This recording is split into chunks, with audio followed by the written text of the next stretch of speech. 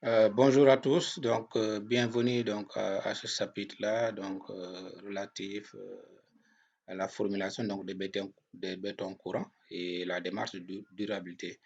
Donc ça c'est le deuxième chapitre du cours de performance du béton dispensé à l'UFRSI de l'Université de Thiès.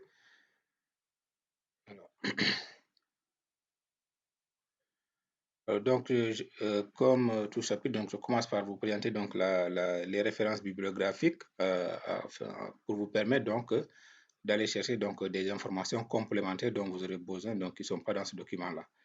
Vous avez donc bien sûr la norme de base, la norme de base relative à la formulation du béton, aux spécifications, les performances, production et conformité, NF 206. Donc, on va utiliser une norme qui intervient beaucoup même en béton précontinent, l'exécution, tout ça. OK? Et on a la norme relative au ciment, la fabrication du ciment, partie 1, composition, spécification, critères de conformité des ciments courants, et puis son amendement. On a aussi la norme relative au granulat pour béton, la norme relative à l'eau de gâchage pour béton, les adjuvants, et puis aussi ces livres-là. Donc vous avez donc le livre de Georges Dreux et de Jean Festa. Je vais vous montrer l'image tout à l'heure. 8e édition, nouveau guide du béton et de ses constituants. Vous pouvez aussi consulter d'autres livres. Donc, il y a aussi le site internet. Pour les sites internet, vous avez InfoCiment. Donc, il y a beaucoup de documents là-bas et beaucoup de renseignements que vous pouvez tirer. Le guide béton aussi. Et aussi Céréma. Entre autres. Quoi. Voilà. Donc, pour la bibliographie, les livres, vous avez ce livre-là, le numéro 6 que vous voyez ici. Je vais mettre le pointeur. Okay. Donc, le numéro 6 que vous voyez ici. OK.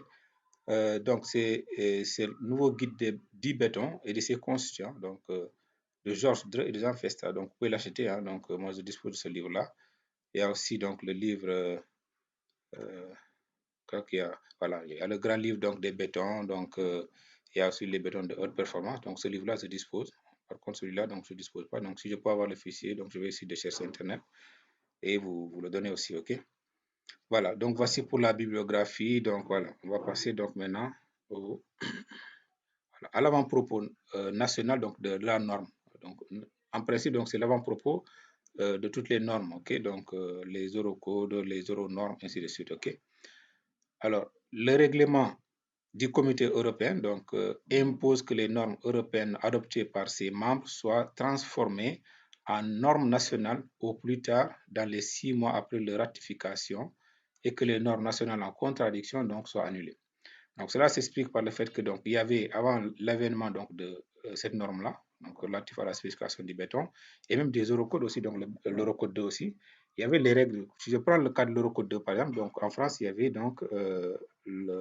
les règles Bayel et les règles BPR. Donc, à l'arrivée de l'eurocode 2, ces normes-là, maintenant sont annulées depuis 2000. Donc, depuis 2000, il y avait une période de cohabitation entre le Bayel et l'eurocode jusqu'en 2010. Et après, ça s'est arrêté là. Quoi. Maintenant, on utilise que les normes, voilà, les normes Eurocode. Alors, faites attention, si vous travaillez avec des entreprises françaises, il va falloir appliquer les Eurocodes. OK? Voilà, donc ça, c'est pour vous expliquer un peu l'actualité par rapport à cette norme-là. Et cette norme-là, aussi, comme je l'ai appelé, aussi l'incontournable norme, parce que c'est une norme qui agit dans beaucoup de règlements, qui est rappelée dans beaucoup de règlements. Si on regarde ici les codes de calcul, Eurocode 2, notamment pour les classes d'exposition, sont rappelées ici, mais en fait les classes d'exposition sont définies dans cette norme-là. Dans l'exécution aussi, la qualité des bétons, ok, les composants aussi, hein, qui doivent être utilisés pour le béton, aussi, vous avez le ciment, granit, tout ça, les exigences relatives à ça, les normes d'essai sur le béton, frais, ainsi de suite, le béton durci aussi, ok.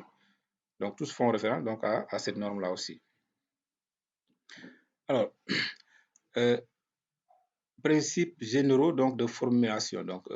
Définition, la formulation d'un béton, on dit que c'est l'étude de sa composition. La composition, c'est-à-dire la proportion de chaque constituant. Donc, les granulats. Donc, quand je parle de granulats, donc il faut juste comprendre que c'est les sables et les gravions, ou les graviers, ok? Donc, c'est sable plus gravion. Ensuite, donc, on a le ciment, on a l'eau et éventuellement les adjuvants parce que tous les bétons ne sont pas adjuvantés. Donc, si vous voulez avoir plus d'informations, vous regardez donc le chapitre 1 à ce niveau-là. Donc, c'est donc l'ensemble, donc la formulation d'un béton, donc c'est l'étude de sa composition, donc la proportion de sa conscience entrant dans la fabrication donc, du béton. Cette étude conduit aux exigences généralement contradictoires. Donc, parfois, lors de l'étude, on cherche à avoir un béton très ouvrable. Mais chercher un béton de bonne ouvrabilité donc, conduit donc, à réduire donc, sa résistance mécanique et par conséquent donc, sa durabilité. Donc, et pourtant, c'est les caractéristiques qui sont recherchées pour la construction de l'ouvrage ou de la partie donc, de l'ouvrage, on va dire donc, un élément structural. Donc, en résumé, donc, cela consiste, donc la formulation de béton, cela consiste à définir le mélange optimal des différents granulats, donc le squelette granulaire dont on dispose, ainsi que le dosage en ciment et en eau, donc, afin de réaliser donc, un béton donc, durable. Alors, l'ouvrabilité, bien sûr, aussi, donc, est une qualité essentielle donc, du béton. Elle peut se définir comme la facilité de mise en œuvre, donc mise en œuvre du béton dans le coffrage. Voilà. Et le remplissage, donc l'enrobage donc, des armatures aussi. Donc, de l'ouvrabilité donc, dépendent en effet donc, la plupart des qualités donc, de l'ouvrage, donc la compacité que nous cherchons pour le béton frais, donc la résistance réelle du béton dans l'ouvrage lui-même. Donc, il y a des essais donc, qu'on effectue avec des prélèvements, mais la résistance donc, de l'élément structural lui-même donc, aussi est très important. Donc, ça dépend de l'ouvrabilité là, ce paramètre-là que nous allons voir. L'enrobage aussi, donc, et l'adhérence donc, des armatures. Donc, ça parle de durabilité. Donc, quand on parle d'enrobage, donc forcément, il faut comprendre, donc on parle de durabilité. Okay? La cohésion donc, du béton entraînant donc, un moindre risque de ségrégation.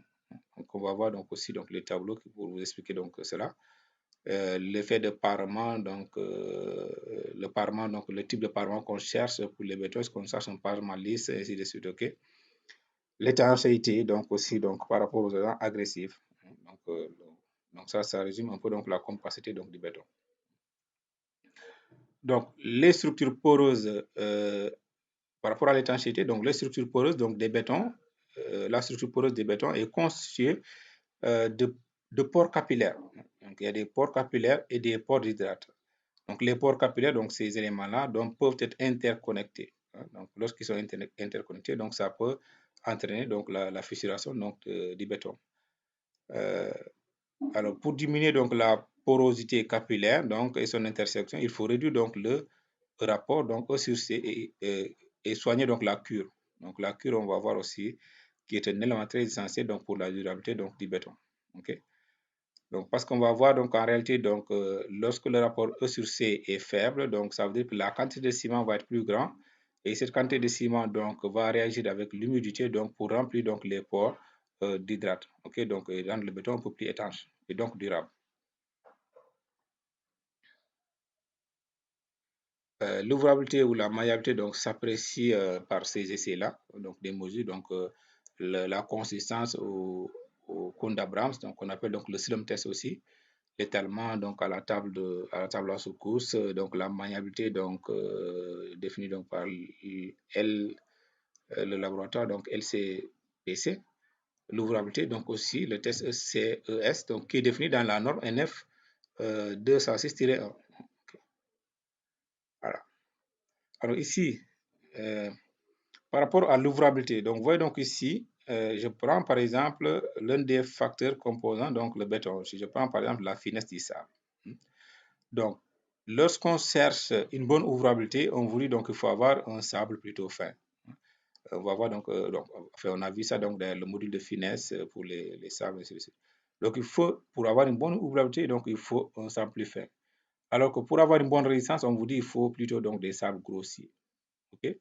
Donc, vous voyez donc, nous, dans le béton, ce qu'on cherche, on cherche un béton qui va avoir une bonne ouvrabilité et une bonne résistance. Donc, ce qui fait qu'il faut trouver un compromis entre la bonne ouvrabilité et la bonne résistance donc, de l'élément de béton. Okay. De la même manière, donc, pour le rapport donc, volumique, ça c'est un rapport volumique en réalité de gravier donc, sur le sable. Donc, lorsqu'on cherche une bonne ouvrabilité, donc, il faut que le rapport donc, G soit proche donc, de S. Lorsqu'on cherche une bonne résistance, donc par conséquent, donc, il faut augmenter donc G. Donc ça veut ça peut conduire donc à la ségrégation. Ok.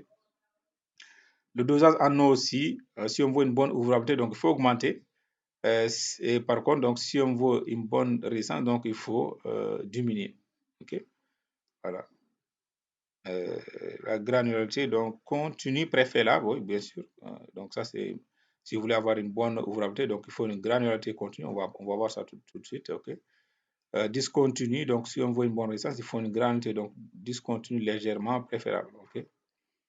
Voilà, donc ça veut dire que ici, on peut faire un seau, on peut faire donc, on peut mélanger un béton donc avec les conscients donc sable et un gravion donc sans que donc les deux donc soient, il y ait un chevauchement entre les deux diamètres extérieurs, donc intérieur et extérieur. On va voir ça tout de suite. La dimension maximale des granulats donc plutôt petite, donc plutôt forte. Ok. Donc, vous voyez que la résistance du béton donc, dépend en réalité donc, de la grosseur donc, des grains qui sont utilisés. Donc, les exigences que nous venons de voir conduisent à des paramètres souvent nombreux et qui dépendent donc également, hein, donc, parfois donc plus sûr, donc ça dépend donc des les données liées aux propriétés du béton. Donc, en réalité, donc ici je veux parler donc du béton fin, maniabilité, consistance, compacité, durabilité et l'aspect ainsi de suite, donc que nous venons de voir tout à l'heure. La durabilité du béton est en grande partie fonction de la difficulté donc qu'ont les agents agressifs à pénétrer dans le réseau poreux. Ensuite, vous avez donc les données liées au projet, donc c'est les caractéristiques mécaniques. Ça, on va voir parce qu'en réalité, donc si vous avez un projet, la première des choses qu'il faut faire, il faut donc classifier votre ouvrage, classe d'environnement. Il faut donner donc la classe d'exposition. C'est la première des choses. Vous voulez construire un bâtiment, regardez le bâtiment où se trouve. Est-ce qu'il se trouve près de la mer? Est-ce qu'il se trouve dans l'eau? Est-ce que c'est quel type d'ouvrage? Ainsi de suite. Est-ce que ça va être préfabriqué ou ça? Donc, tout ça, donc, vous devez regarder. Donc, tout dépend donc des données du projet. Les caractéristiques mécaniques attendues donc, dépendent. Donc, si on vous donne donc un ouvrage, un FC 28 comme ça, donc il faut d'abord connaître hein, forcément donc, voilà, l'environnement dans lequel donc l'ouvrage va baigner. L'environnement, donc l'élément lui-même aussi, dimension de l'ouvrage, ferraillage, ok, la durée de vie indicative aussi, donc qui est très essentielle aussi parce que on va avoir pour les bâtiments donc la durée indicative d'utilisation est de 50 ans. Donc en réalité, donc cela ne veut pas dire que pendant ce temps-là, donc le bâtiment va être toujours donc dans un bon état. Parfois, il faut faire donc des entretiens. L'entretien donc accompagne donc cette durabilité-là. Vous avez donc les types de fabrication, je viens de dire tout à l'heure. Donc, on peut avoir donc la résistance pour les éléments coulés sur place n'est pas la même chose que les éléments préfabriqués. Généralement, donc la résistance pour les éléments préfabriqués est supérieure donc à la résistance pour les éléments coulés sur place. Donc ça, il faudra donc faire cette différence donc dès à présent. Ok. Donc, il ne faut pas, en résumé, il ne faut pas perdre de vue qu'un béton tire du granulat une bonne résistance, une bonne part de sa résistance et plus particulièrement du gros granulat, donc de ce que nous venons de voir tout à l'heure. D'où la nécessité donc d'emploi des granulats de qualité et de dimension maximale, celle-ci devant rester comparable donc à une bonne facilité donc de mise en œuvre aussi.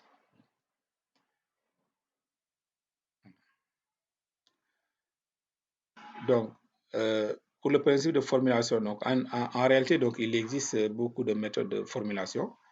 Il n'existe pas de méthode de composition du béton qui soit parmi donc, ces méthodes-là. Il n'y a pas une méthode qui peut être reconnue comme étant la meilleure. Donc, il faut juste choisir une méthode et s'y adapter. Okay?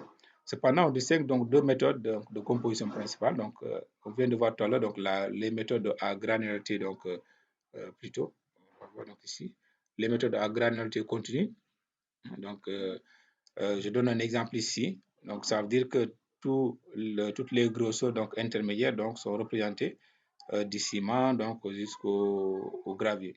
OK? Alors, on peut citer par exemple donc, un béton à granulats conté, un béton par exemple donc, ternaire donc, qui contient trois granulats, 0,5 et puis 5,20. Ensuite, on a 20, 50. Donc, ça, c'est un béton qui est un béton donc, à granularité continue. Okay? Si vous faites la représentation sur les courbes graphiques, donc courbes granularité, vous allez voir donc en réalité donc c'est une granularité donc qui est continue. On peut avoir aussi donc le chevauchement. Donc ici par exemple, vous avez donc 5,05, ensuite vous avez 5,25 et vous avez ici 20. Donc vous pouvez avoir un chevauchement entre le gravier 2 et le gravier 1. Alors comment on désigne donc ces granulats-là avec le nom, donc comment on donne la classification. Donc ça, je crois qu'on va, c'est le chapitre dernier. Donc il faudra voir pourquoi on dit que c'est un granulat 20-40 et pas par exemple 16-32, ainsi de suite. OK? Donc ça, il faut voir le chapitre dernier. Donc nous allons vous en vue. Les deuxième méthode, donc c'est la méthode à granularité discontinue. Donc ça, c'est pour avoir donc les éléments très récents, vous venez de voir, mais c'est au détriment en réalité donc de la bonne ouvrabilité. Okay? Lorsque la courbe granulométrique donc correspondant présente un palier qui équivaut à un manque d'éléments donc intermédiaire, on va voir ça. Un exemple donc est là. Okay? Vous voyez donc ici, on a un exemple, donc on a un béton donc, de sable et de gravier 2. Et donc on n'a pas la classe intermédiaire entre 5 et 20, donc il n'y a pas d'élément qui existe ici. Donc ça, c'est la méthode à granularité discontinue. Okay?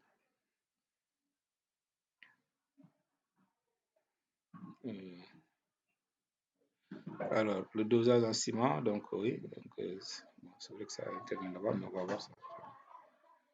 Donc, notons que la granularité contenue permet d'obtenir des bétons plus plastiques et de bonne ouvrabilité. Donc, ça, je l'ai dit donc ici. Ici, donc, on a donc les granularité discontinue conduit à des bétons plus résistants en compression, mais au détriment de leur bonne ouvrabilité. Okay? Alors, l'exemple donc pour cet élément-là que j'appelais donc pour être 1 et 2, donc on va le voir donc ici, donc tiré donc du livre de Georges Dreux et de Jean Festa. Donc voilà, ici donc vous avez les modules donc de tamis donc qui sont là, ok, et vous avez donc ici donc les tamisas, autrement dit donc le passant, donc le passant au tamis, ok, ça c'est le refus, ok. ABC, bien sûr donc en réalité donc c'est la même chose parce qu'on a 100 ici et 100. En réalité, donc, on peut faire donc, la représentation des deux éléments, donc inversement. On peut faire le tamisa ici et faire le refus qui va commencer ici 0 vers 100, donc, parce qu'il évolue en sens inverse. Alors, donc ici, la courbe A, donc c'est la courbe en pointillé comme ça.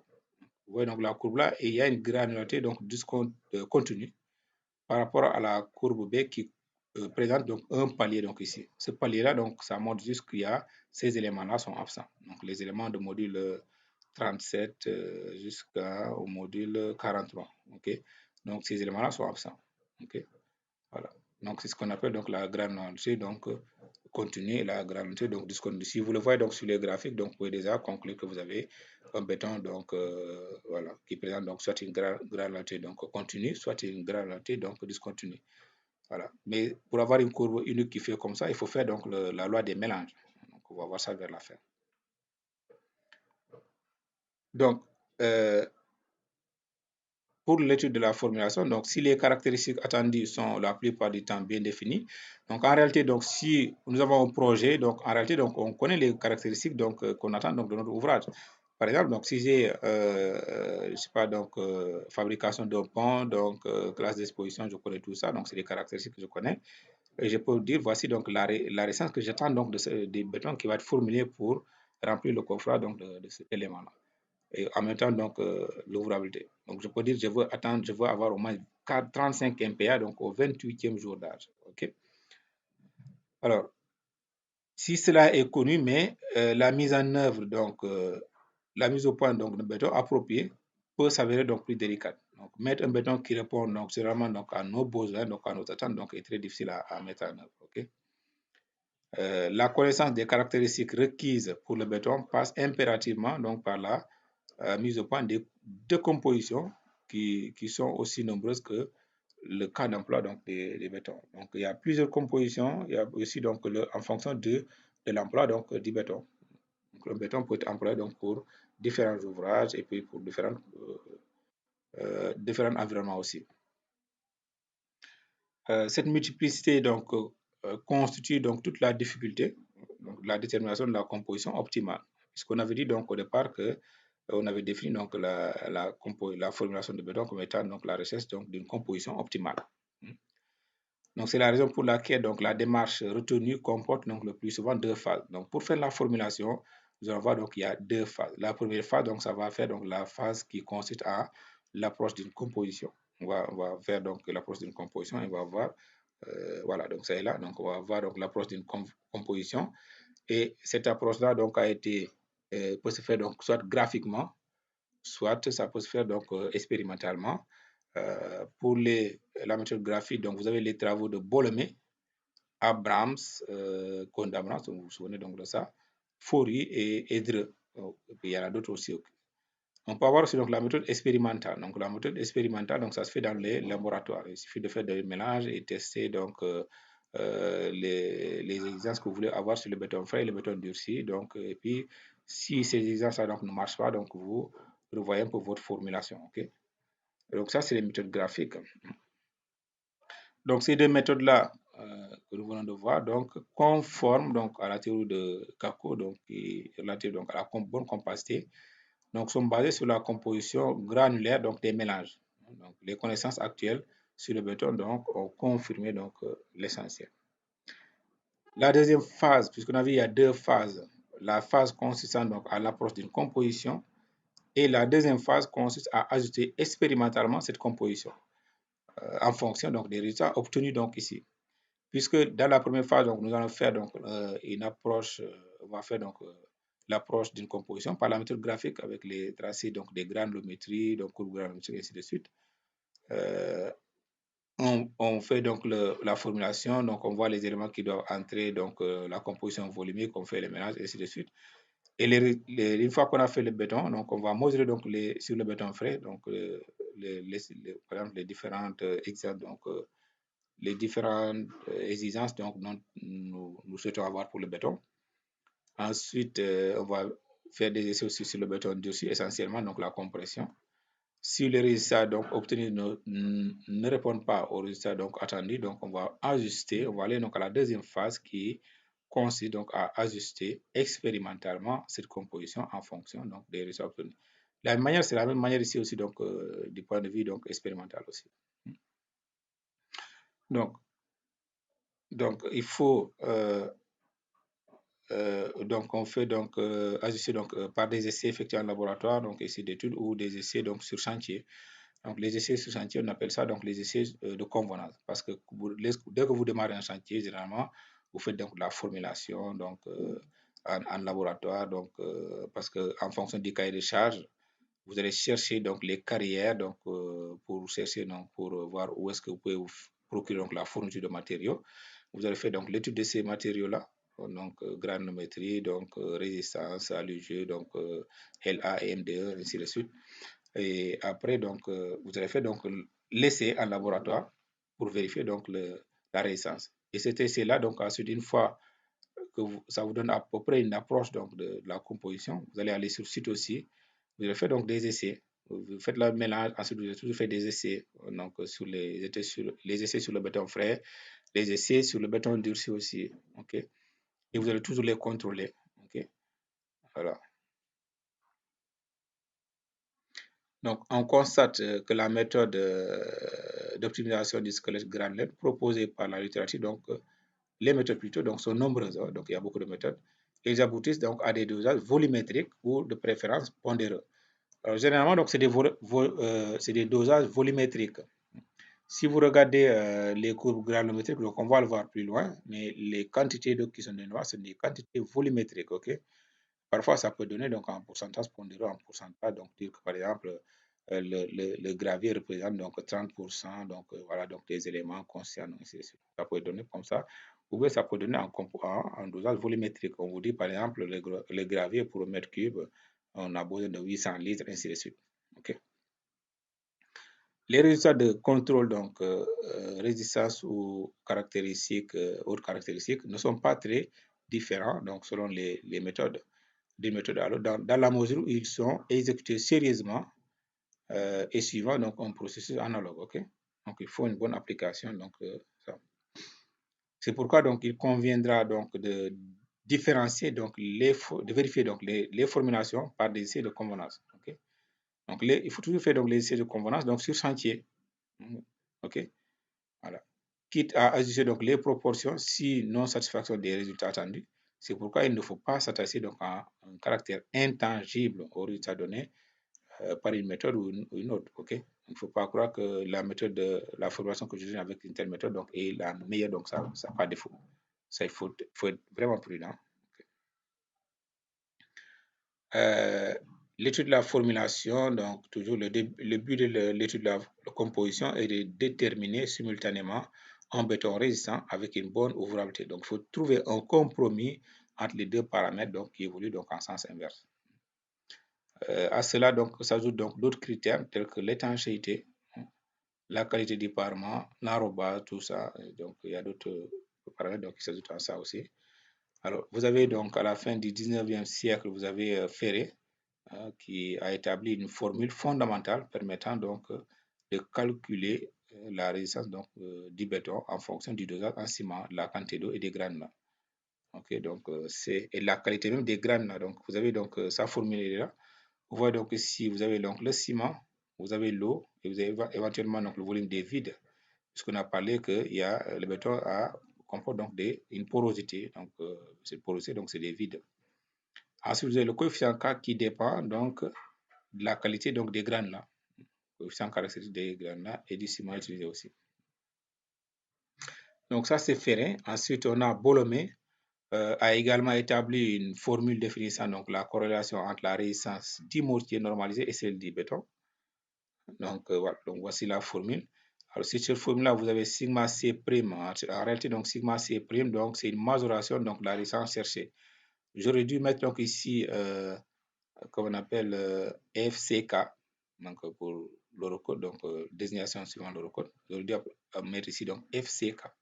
Mais je laisse comme ça parce que tout à l'heure, nous allons voir comment on écrit, donc on fait une écriture normalisée donc des types de béton. Donc ça, c'est la résistance recherchée. Donc on majore en général de 10 à 20%. Donc cette résistance, comme on est en phase de recherche donc d'une bonne composition, donc on multiplie, donc on majore donc la résistance qu'on veut obtenir. On majore donc de 10 à 20%. Donc, on peut choisir donc ici 1,10 ou 1,20, donc c'est pas grave. Donc, on dit que cette valeur-là donc est égale à G fois CE. Donc, on va voir donc les définitions de ces éléments-là. Donc, ça est là. Sur C divisé par E plus V. Alors, dans certains livres, vous allez voir donc on néglige donc le volume des vides par rapport à l'eau. Donc, on peut faire directement C sur V, mais moi, je préfère rester comme ça. Ça, vous allez voir, donc ça va être clair. Donc, à partir donc, de cette équation, on peut tirer donc, le rapport C sur E plus V. Généralement, donc, ce qu'on connaît, c'est le rapport E sur C, donc l'inverse donc, de ça. Donc, c'est égal à donc, cette formule-là. Alors, vous avez donc les valeurs donc, dosage donc, en kilogrammes. Donc, ça, c'est les paramètres. Vous pouvez donc regarder tranquillement après pour la définition de ces paramètres-là. Donc, G. Je crois qu'il y a un paramètre qui manque, c'est CE. Donc, j'ai oublié de mettre donc CE. On va voir donc CE là, on va voir donc plus loin. Donc, vous avez le coefficient granulaire qui dépend de la taille et de la qualité des grains. Donc, comme on a vu donc avec Ferré aussi. Alors, il y a Dreux aussi et Gouris aussi ont établi aussi une méthode pratique de la détermination donc, des différents composants du béton. Nous allons nous voir donc cette méthode-là donc ici. Okay? Cette méthode-là a été bien détaillée dans le livre de Nouveau guide du béton de Georges Dreux et de Jean Festa. Alors, les données relatives à la formulation du béton sont nombreuses. Donc, on distingue. Donc, je fais un résumé parce qu'on va commencer bientôt à les détailler. Donc, ça dépend des données de base du projet, donc la disposition, donc ainsi de suite, le dosage du ciment, la quantité d'eau, le dosage des granulats. OK, donc voilà. Alors, les données de base du projet, dimension, donc, comme je dis ici, donc, dimension des grains, la nature de l'ouvrage, classe d'exposition, la résistance qu'on cherche, l'effet de paroi, hein, les dimensions maximales des granulats, dosage en granulat aussi, la composition théorique de référence, le choix du fuseau le choix de la gradation donc, des graphiques, fuseau granulaire, donc coordonnées, donc tout ça. Donc, c'est des éléments que nous pouvons chercher donc, ici. Donc, avec ça, donc, normalement, donc, pour connaître le dosage donc, des granulats, donc, en utilisant donc, la méthode de Drogoris, on va voir donc, ce qu'on appelle donc, la droite brisée. Donc, la droite brisée. On va calculer donc, cette droite-là donc, plus loin. Voilà. Alors, pour les données relatives à l'environnement, puisqu'on avait dit donc ici les données de base, donc dans les données de base, il y a les données relatives à l'environnement. Okay? Il y a des données relatives à l'environnement, les données relatives à la résistance désirée, donc tout ça. Okay? Alors, ces données-là, donc vous avez pour un élément de structure donnée, donc différentes surfaces de béton donc, peuvent être soumises donc à différentes actions dues à l'environnement. Alors, ce qu'il faut comprendre ici, c'est que les bétons, on les classe par rapport à la surface extérieure. Hein. C'est pas par rapport à l'armature. Donc, on regarde ici donc l'environnement.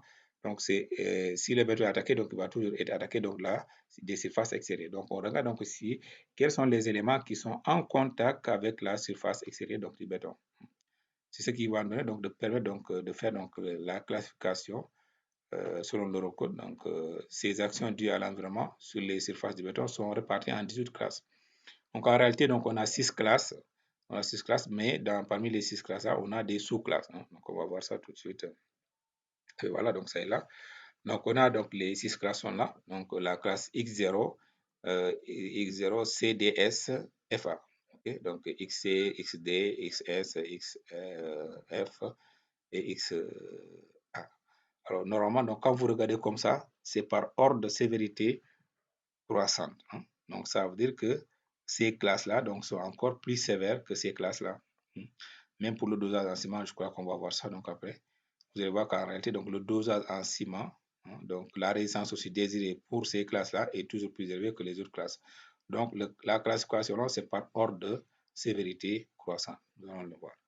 X0, donc, c'est aucune corrosion ni d'attaque. Ici, vous avez donc la corrosion induite par carbonatation. On va voir donc les 4 sous-groupes.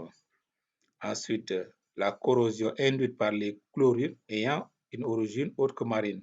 On va voir donc des chlorures donc, qui ne viennent pas donc, de la mer. Vous avez aussi la corrosion induite par les chlorures présentes dans l'eau de mer.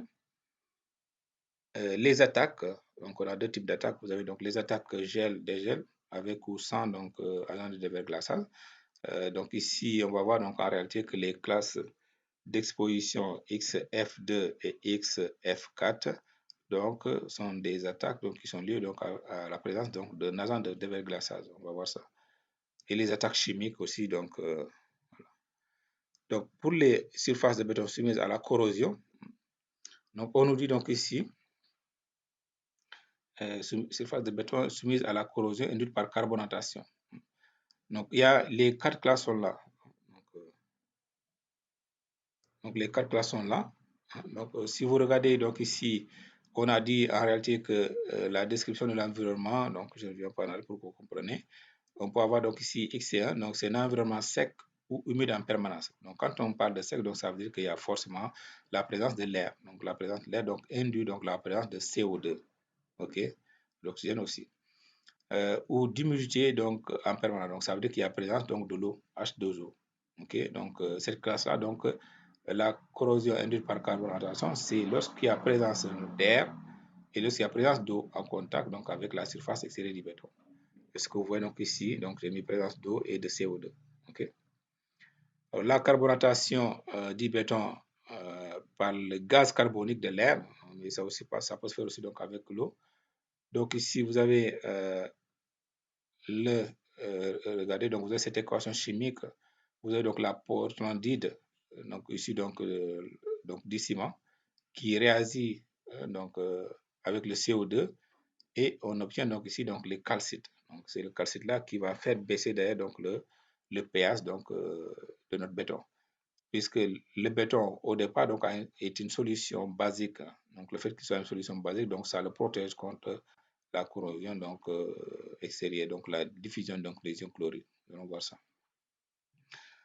Voilà, donc portlandite, donc voilà. Et donc, vous avez, elle se manifeste dans la zone d'enrobage donc des armatures. Donc, la carbonatation, donc, elle ne va pas très loin en réalité. Donc, c'est sur quelques centimètres comme ça. Elle se manifeste donc sur les zones d'enrobage et puis les carbonates formés, donc ces calcites-là, colmatent partiellement la porosité. Donc, la porosité donc, liée aux hydrates. Ça peut être donc la porosité donc, liée aux hydrates ou la porosité donc, capillaire que nous venons de voir tout à l'heure. Donc, qui rend le béton moins perméable donc, aux agents extérieurs. Alors, vous voyez donc ici, on nous dit que on peut avoir une corrosion induite par carbonatation. Okay? Or, on dit que lorsque le ciment, le portlandite, donc l'élément du ciment est en contact avec l'eau ou l'air, donc on obtient ici le calcite. Le calcite, donc on dit que c'est un élément qui colmate la porosité. Donc ça rend le béton imperméable plutôt. Alors, mais le problème qu'il y a, donc ces carbonates donc, formés font chuter donc, le pH de la zone d'enrobage. Donc en faisant chuter donc, le pH de la zone d'enrobage, donc vous avez donc la dépassivation donc, des aciers, donc d'où donc l'initiation donc, du phénomène de corrosion. Alors, vous avez le CO2 apporté à l'eau acidifie une eau. Le CO2 apporté à l'eau l'acidifie, ok. Une eau pure à l'abri du CO2 a un pH donc environ donc, 7. Donc pH neutre à 25 degrés. Mais dès qu'elle est donc mise en contact avec le dioxyde de carbone, le pH donc descend jusqu'à 7,7. Donc pour une concentration de 1 mg donc, par litre par exemple. Donc voilà donc la présence donc, d'une eau donc avec le CO2 donc rend l'eau acide, c'est ça qu'il faut comprendre. Alors, je vais vous montrer donc l'image. Donc, vous voyez donc ici, comment on appelle, donc vous voyez donc ici l'image. Voilà. Donc, ce que j'expliquais, donc c'est là. Donc, vous avez donc un béton sain, donc en général, un pH basique, un pH donc supérieur donc à 7 en général. Donc, les aciers sont passivés ici. OK?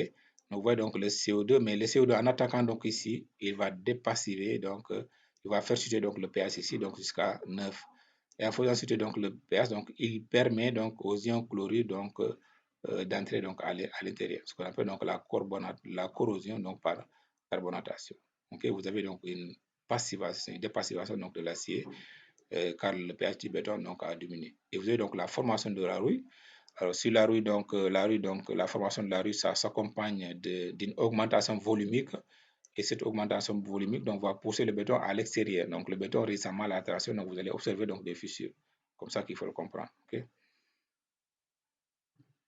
Donc, on peut expliquer aussi donc, si le pH pour l'eau, donc si le pH est supérieur au pH de saturation, les eaux auront tendance donc, à déposer donc, du CaCO3. CaCO3, donc ici, elles sont dites donc antar 30. Okay? Si le pH est inférieur donc, au pH de saturation, donc elles auront tendance donc, à dissoudre donc, du CaCO3. On dit donc les eaux sont agressives. Okay? Alors, toujours donc sur cette partie-là, donc quels sont donc les bétons qu'on peut classer donc XC1, XC2, XC3, XC4. L'Eurocode nous donne des indications, des exemples. Donc dans l'Eurocode, plutôt dans la norme NFE N206 qui est repris dans l'Eurocode aussi. Donc ici, on nous dit donc pour XC1 par exemple, donc c'est un béton qui peut être submergé en permanence dans l'eau ou un béton qui peut être à l'air libre. On va voir donc le cas par exemple donc des poutres à l'intérieur donc des bâtiments, donc voilà, sec en permanence. On a dit humide et rarement sec, donc c'est un environnement, donc XC2 c'est un environnement humide et rarement sec. Donc ça, la plupart des ouvrages de fondation, donc des éléments de fondation, ok. humidité modérée, donc béton extérieur abrité de la pluie, donc au niveau des préaux par exemple, ok. Alternance d'humidité nécessaire, donc c'est surface en contact avec l'eau, ça peut être donc les éléments extérieurs donc d'un bâtiment, donc les éléments périphériques, les poutres périphériques, et ainsi de suite, ok. Les voiles, tout ça, qui peuvent être mouillés par la pluie et séchés, donc ainsi de suite, ok. Et toujours donc ici, c'est par ordre de sévérité croissante, donc il faut le considérer comme ça, c'est par ordre de sévérité croissante, ok. Donc un exemple est donné là, vous avez donc ce pont-là, vous avez donc par rapport donc on regarde donc ici, je vais vous montrer donc par rapport à ces classifications-là, vous avez donc ici, on a XC, hein, donc XC, donc on peut obtenir donc l'élément donc ici, hein, sec ou humide en permanence, ça peut être là, ok. Là aussi, on peut avoir humidité humide et rarement sec, on peut obtenir donc ça, ou bien on peut obtenir donc alternance, humidité et séchage, ok, donc on peut obtenir donc ces éléments-là. Alors les autres éléments, donc on va voir ça, donc pour les classes de position XD, XF, XA et XS, on va le voir donc tout à l'heure, ok. Alors vous avez donc cette note de l'Euronorme NFEN 206. Note 1, on vous dit le béton non armé se trouve dans d'autres classes d'exposition que X0, béton non armé, dès lors que ce béton comporte donc des armatures et des pièces métalliques noyées. Donc en réalité, donc voilà, donc si vous avez l'élément donc contient donc des pièces métalliques noyées, donc voilà, donc c'est pas la classe X0. Alors les parties du bâtiment à l'abri de la pluie, que ceux-ci soient clos ou non, sont à classer donc en XCR. Donc ça, c'est des précisions. XCR. Donc rarement, qu'est-ce qu'on avait dit donc tout à l'heure? Donc on avait dit donc c'est sec ou humide en permanence. Ok. Donc vous avez donc les parties des bâtiments à l'abri de la pluie. Donc vous avez donc ICR, à l'exception donc des parties exposées à des condensations donc importantes à la fois par leur fréquence et leur durée qui sont alors donc classées en XC3. Donc c'est les classes là donc bianderie, papeterie, comme ça, exemple. Sont à classer en XC4, donc les parties aériennes donc des ouvrages, donc les parties aériennes des ouvrages et des parties extérieures des bâtiments non protégés de la pluie. Comme par exemple donc les façades, je vais parler donc ça, les pignons, les parties saillantes donc à l'extérieur, y compris le retour donc des parties concernées par les cheminements ou rejaillissement de l'eau. Okay.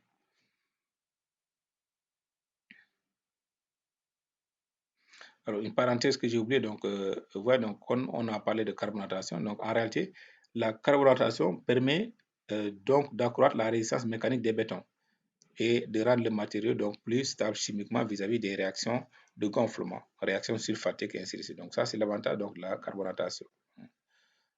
L'autre inconvénient, c'est ce qui permet donc, de faire la corrosion donc, des aciers.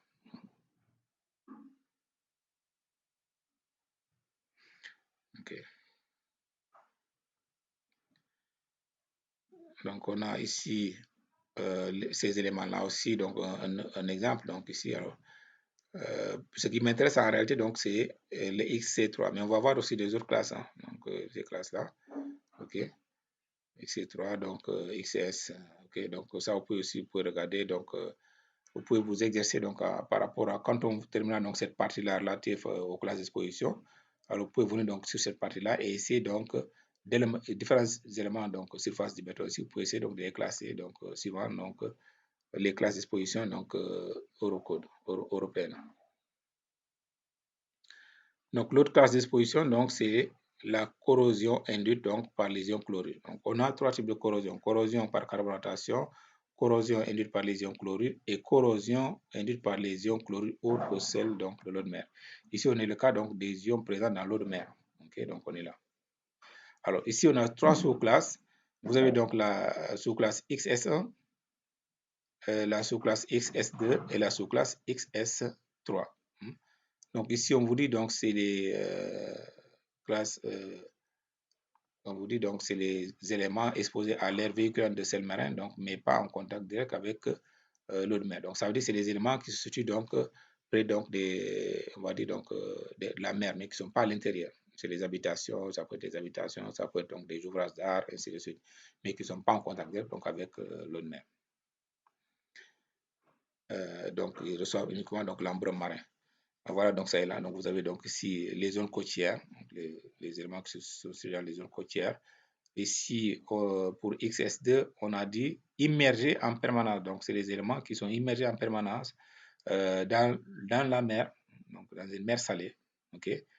Et XS3, donc, c'est les zones de marnage donc, soumises à des projections ou des embruns. Donc, vous voyez, donc c'est les zones de marnage. Alors, toujours, donc, c'est par ordre de sévérité croissante. Donc, ça veut dire que cette classe-là, XS1, est moins sévère que cette classe XS2, qui est aussi moins sévère que la classe XS3. Mais nous verrons donc après en France, donc, ils ont fait donc, une requalification en considérant que dans un environnement donc, XS1 et XS2, on peut prendre donc, les mêmes valeurs. Donc, pour la classe XS2, par exemple, donc, ouvrage en permanence, OK, donc, ce qu'on va voir ici.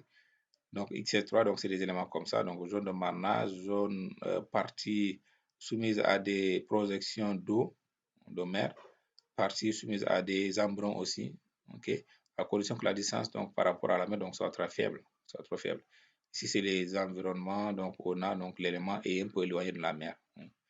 C'est nous, ça peut être par exemple au niveau de Wakam, et off aussi, donc voilà, des éléments qui, les ouvrages ou les bâtiments qui sont loin de la mer de plus de 500 mètres à 1 km environ. Voilà, donc pour étayer donc cela, vous avez donc par exemple donc cette image-là qui nous donne ici XS1, donc c'est ces éléments-là, structure éloignée de la mer. Okay? XS2, on a dit donc c'était zone submergée. On a dit donc submergée, je reviens en arrière pour vous. Ouais. On avait dit donc XS2 immergé en permanence. Okay? Donc, comme vous voyez, donc ici, on a ici zone de marnage, donc marée basse, marée haute, donc ce qu'on appelle donc la zone de marnage. Mais cette partie-là, elle est toujours donc immergée. C'est ce qu'on appelle donc, on a dit donc c'est la classe XS2 qui est là. Okay. Voilà. Donc la zone de marnage, donc c'est donc les zones d'éclaboursure. Donc tout ça, donc c'est à considérer dans la zone à classer donc suivant XS3. Vous avez donc ici alternative humide ou séchage. Donc c'est ça qui fait que le béton, donc la surface du béton pourra être, on va dire, plus attaquée donc par l'eau et puis aussi donc par le CO2. Donc ensuite, donc il y aura une alternance donc de ces éléments-là ici. Donc XS2, XS1, on dit donc c'est entre XS1, on dit c'est entre 100 mètres à 1 km donc de la côte. Donc entre 100 mètres, donc 100 mètres à 1 km de la côte. Donc tous ces éléments-là qui sont dans ces zones-là, on va les classer donc en XS1. Tous les éléments aussi qui sont situés entre 0 et 100 mètres donc sont classés en XS3 et XS2, donc c'est les éléments qui sont submergés. Alors on peut avoir donc aussi en réalité donc cette classification dépend aussi donc du relief. Hein. On vous dit par exemple ici, en cas de conditions particulières telles que la topographie, les distances précitées pourront être portées à 5 km pour la classe XS1 et à 500 pour la classe XS3. Donc ça veut dire qu'ici, au lieu de limiter donc à 5 km, à 1 km, on peut aller jusqu'à 5 km ici. Et XS3 aussi, donc au lieu de limiter donc à 100, on peut aller donc jusqu'à 500. Donc les limites, ce sera 0 à 500. Et ici, on aura donc 500 à 1 km. Donc tout dépend donc du relief. La pénétration donc des chlorures donc, dans le béton, donc c'est les attaques de corrosion, se fait donc par diffusion en milieu saturé, par absorption capillaire, béton soumis à des cycles d'humidification et de séchage. Donc par exemple donc, dans la zone de marnage aussi. Okay. Chlorure libre, soluble dans l'eau, donc rôle actif dans la corrosion des armatures. Donc en réalité, donc, le taux de chlorure libre donc, dans l'eau, on va appeler donc ça, donc d'ailleurs on va dire donc seuil critique donc, de chlorure libre critique, Cl moins libre. Le seuil critique donc, est égal à 0,4% par rapport à la masse du ciment. Je ne sais pas donc si vous vous rappelez donc le chapitre 1, on en avait parlé de ça. Donc on avait dit donc que le taux de chlorure donc dans le béton ne doit pas dépasser 0,4%. Ça veut dire que si vous avez un ciment, vous faites un dosage, donc on va voir donc après, mais si vous faites un dosage de 300 kg par mètre cube, donc ça veut dire que vous avez 300 kg de ciment pour 1 mètre cube de béton, le taux de chlorure ne doit pas dépasser donc 0,4 fois 300. Okay. Alors, quand le sel libre, donc le chlorure libre ici, lorsque le chlorure libre donc, est supérieur donc, au sel critique, au voisinage donc, des armatures, donc c'est le début donc, de la corrosion.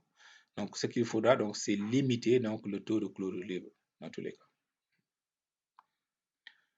Alors, on a la troisième corrosion induite par les ions chlorures, donc, troisième type de corrosion, corrosion induite par carbonatation, corrosion induite par les ions chlorures présents dans l'eau de mer et corrosion donc induite par les chlorures, donc, mais qui ne sont pas présents dans l'eau de mer. Okay?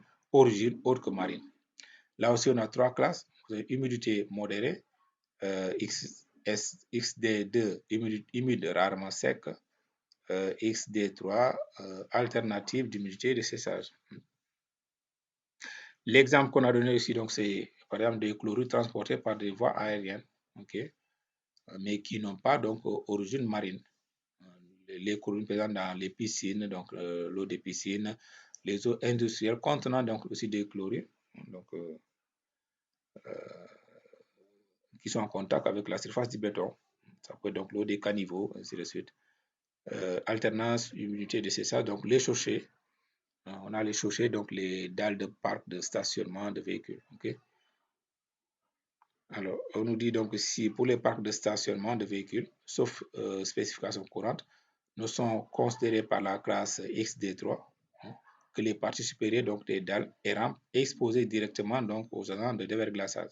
Donc, c'est les éléments, donc c'est les surfaces extérieures donc qui sont pas à l'abri donc de l'air, ok, et pour lesquels donc on va utiliser donc les agents de déverglaçage.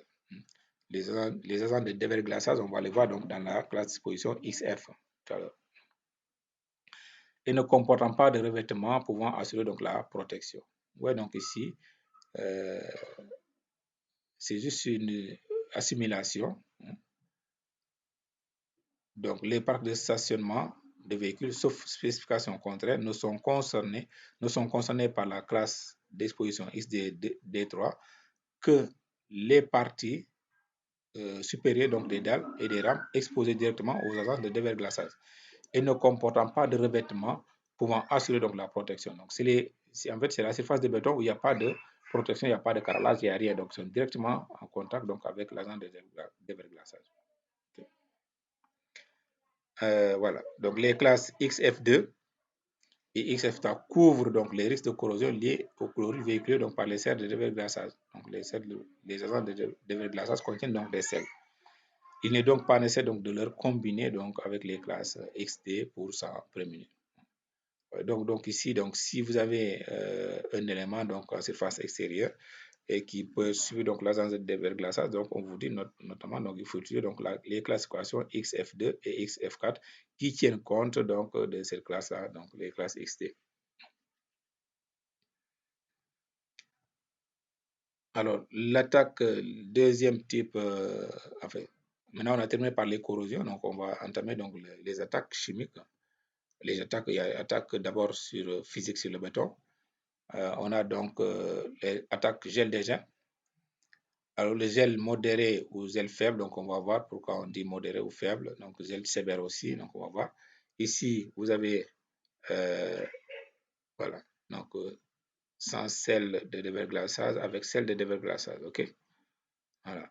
Et donc, pour le gel modéré, par exemple, ou faible, on dit que on peut classer donc un élément en classe XF1 lorsque il n'y a pas de sel de déverglaçage. La surface donc, peut être soumise donc, au gel, donc c'est-à-dire à des températures très faibles, mais on n'utilise pas donc de sel de déverglaçage. On va voir donc pourquoi, donc ça aussi. Et ici, donc, c'est lorsqu'on utilise donc les sels de déverglaçage, ok? Ici, vous avez donc gel sévère, donc c'est les classes XF3 et XF2. Donc, en résumé, donc, on peut dire qu'on est en classe d'exposition XF2 et XF4, donc on utilise donc les sels de déverglaçage. Et pour les classes d'exposition impaires, donc il n'y a pas de sel de déverglaçage. Okay? et c'est toujours par ordre de sévérité croissante. Donc ça, c'est moins sévère que l'environnement, donc XF1 est moins sévère que XF2 et XF3 aussi est moins sévère que XF4. Okay? Les détériorations liées au cycle gel des ailes sont de type fissuration. Vous avez donc les fissurations internes, bien sûr.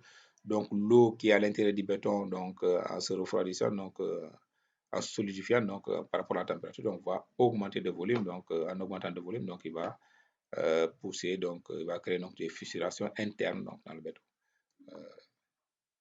Le nombre, donc ça dépend aussi donc du nombre de cycles de gel et de gel, l'écart entre les températures minimales et maximales, le taux de gel, le degré de saturation aussi. Okay. Et voilà, donc ici, ça c'est une carte en France. Donc, bien sûr, donc ça ne nous intéresse pas beaucoup, donc cette type de classification, mais c'est intéressant pour les étudiants qui vont souvent donc qui font les études en France, qui partent poursuivre donc les études en France, donc ils peuvent donc avant d'aller donc regarder un peu donc cette classification là aussi, c'est très important. Donc ici, vous avez gel sévère, donc on vient de voir donc XF, gel faible et modéré, donc XF1 et XF2. Gel sévère, donc on a gel sévère, donc on a XF3 et XF4. Ok. Alors on peut dire qu'on est en gel faible ou en gel modéré, par exemple, donc ici faible ou modéré, lorsqu'il y a donc ici moins de 3 jours donc de neige, donc avec température donc inférieure donc à moins 5 degrés. Et dans d'autres cas, gel sévère, c'est plus de 10 jours par an, avec des températures donc inférieures donc à moins 10 degrés. Donc voici comment on les classifie ici.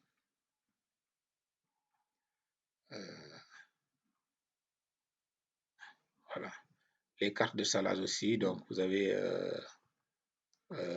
donc le niveau de salage. Vous avez ici, sur carte-là, vous avez donc l'hiver, donc l'hiver clément, donc salage peu fréquent, donc hiver peu rigoureux, donc salage peu fréquent. Donc les salages, donc c'est lié aussi donc à la présence donc des agents de déverglaçage. Donc plus c'est rigoureux, donc plus donc le béton donc est exposé.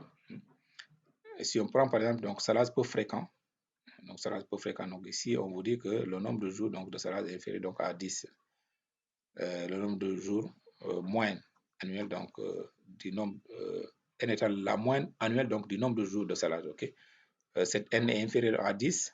Salage fréquent, c'est entre 10 et 30, et puis salage très fréquent, donc c'est supérieur donc à 30, ok? 30 jours. Donc, vous voyez donc ici, salage peu fréquent, donc vous avez ça en France. Salage fréquent, donc cette zone-là, et puis les salages très fréquents, donc c'est les zones qui sont là. Voilà. Voilà. Donc, on peut les réunir donc les deux ensemble, puisqu'on a parlé donc de salage. Donc, le salage est aussi donc lié à la présence donc des sels de déverglaçage, ok? Donc, vous avez carte de gel, carte de salage, ok? Vous voyez donc ici, si je prends le cas donc du salage, on a dit donc le salage donc c'est cette ligne-là bleue et le gel donc c'est ici. Donc le gel donc c'est ici. Ok. Donc salage, aucun salage, peu fréquent. Hein, donc lorsqu'on est en classe en type de salage peu fréquent, on peut considérer que on est en classe d'exposition XF1, XF1. Donc aucun ou peu fréquent. Maintenant, lorsque vous êtes en salage fréquent et très fréquent, vous pouvez être en classe d'exposition donc XF2 et XF2. Okay? Par contre, donc, pour le gel, donc, lorsque le gel est modéré, on est en classe d'exposition donc ici, XF1 et XF2. Okay? Gel sévère, XF3 et XF4. Et n'oubliez pas, on avait dit donc tout à l'heure que XF1 et XF2, donc on n'utilise pas donc d'agents de déverglaçage. Et ici, on utilise donc les agents de déverglaçage, donc ici XF2 et XF4. Ok. Ah voilà, donc l'image est là, donc sans sel, et ici avec sel. Ok. Voilà. Donc, à noter, donc on dit il est admis que la principale cause donc, de dégradation des surfaces pouvant résulter de la diffusion des sels de déverglaçage dans les capillaires du béton et en accroissant donc les pressions osmotiques.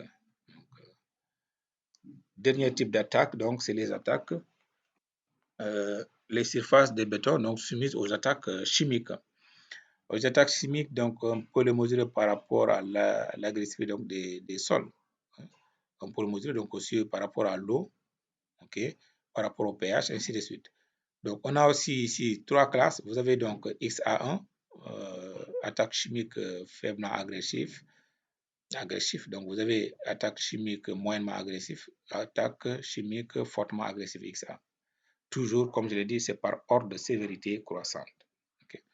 Donc, si on prend le sol, par exemple, donc c'est pourquoi je disais toujours à mes étudiants, il faut toujours, lorsque vous faites l'analyse, l'étude de sol, en vue de faire donc une étude géotechnique, il faut toujours prendre l'échantillon et faire les études chimiques du sol. Il ne faut pas se limiter à calculer le taux de travail, je sais pas, donc le nombre de la constitution donc des sols, donc sur la profondeur, tout ça. Donc, il faut faire donc les études chimiques. Il faut faire donc les études chimiques, donc notamment donc ici observer donc analyser donc le taux de sulfate dans le sol, dans lequel donc va être enterré votre fondation. Ok. Et cette analyse donc se fait suivant la norme NFEN 193-2. Ok. Le degré d'acidité aussi, donc il faut voir donc l'annexe, donc la même norme. Donc, par exemple, donc, si vous trouvez donc ici qu'on a 2000 mg par kilogramme donc, de sol CC, ok, entre 100 degrés Celsius plus ou moins, donc à 100 degrés, 105 degrés Celsius, donc vous êtes dans le cas donc de XA1, ainsi de suite, ok. On va voir les autres types de classification, donc par exemple, agressivité donc des gaz à milieu humide, donc, lorsque donc, c'est supérieur donc, à 15%. En présence d'oxygène. On peut trouver donc les sulfures donc ici. On peut trouver donc des sulfures donc ici. Le taux de sulfure donc ici. Vous regardez donc suivant cette norme-là et suivant la norme ISO, donc voilà, donc il n'y a pas les mêmes classifications. Et pourtant, donc, vous avez ici donc l'attaque chimique sur le béton qui est faiblement agressif, moyennement agressif et fortement agressif ici. Alors, on dit donc si un agent agressif présente une concentration dépassant la limite de la classe XA3, supposons qu'on est ici donc sur cette norme-là, donc on est à 250 mg par mètre cube. Le béton doit être protégé, donc protection interne, externe, interne. Donc ça veut dire qu'il faut protéger votre béton. Vous pouvez donc la protection du béton, ça peut se faire donc en l'étanchant. Vous pouvez donc vous pouvez appliquer donc les comment on appelle donc les films d'étanchéité là. Et aussi donc rendre le béton protégé intérieur, donc c'est peut-être donc mettre les hydrophyses de masse. Okay. Alors, il s'agit donc principalement d'agression chimique vis-à-vis du béton, donc indépendamment de leur agressivité ou non vis-à-vis des armatures. Les réactions chimiques internes ne sont pas traitées donc, par cette classe d'exposition chimique. Donc, il faut voir donc, le fascicule de documentation. Voilà. Ensuite, vous pouvez aussi analyser donc l'eau dans laquelle donc l'ouvrage va être implanté. Vous pouvez analyser donc le taux de CO2 agressif, le taux de sulfate, magnésium, l'ammoniac, pH, et ainsi de suite. Donc ici, le TAC, ça veut dire c'est le titre alcalimétrique complet. Donc le TAC, ça veut dire titre alcalimétrique complet. Donc en fonction, donc les normes sont là, les normes d'essai, ok. En fonction des quantités trouvées, donc vous pouvez classer votre élément donc en classe XA1 ou XA2 et XA3.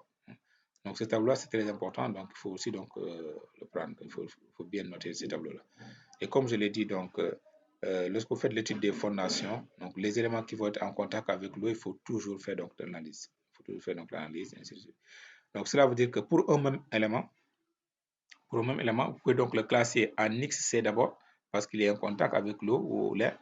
Vous pouvez donc le classer aussi en XA, parce que donc il y a présence donc de CO2 agressif, donc donc le pH, tout ça.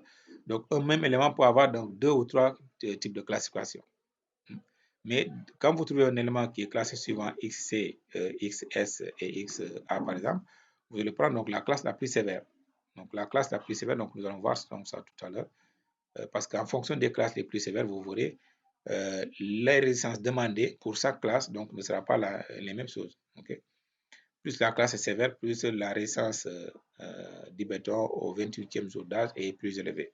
Ça, il faut bien le comprendre.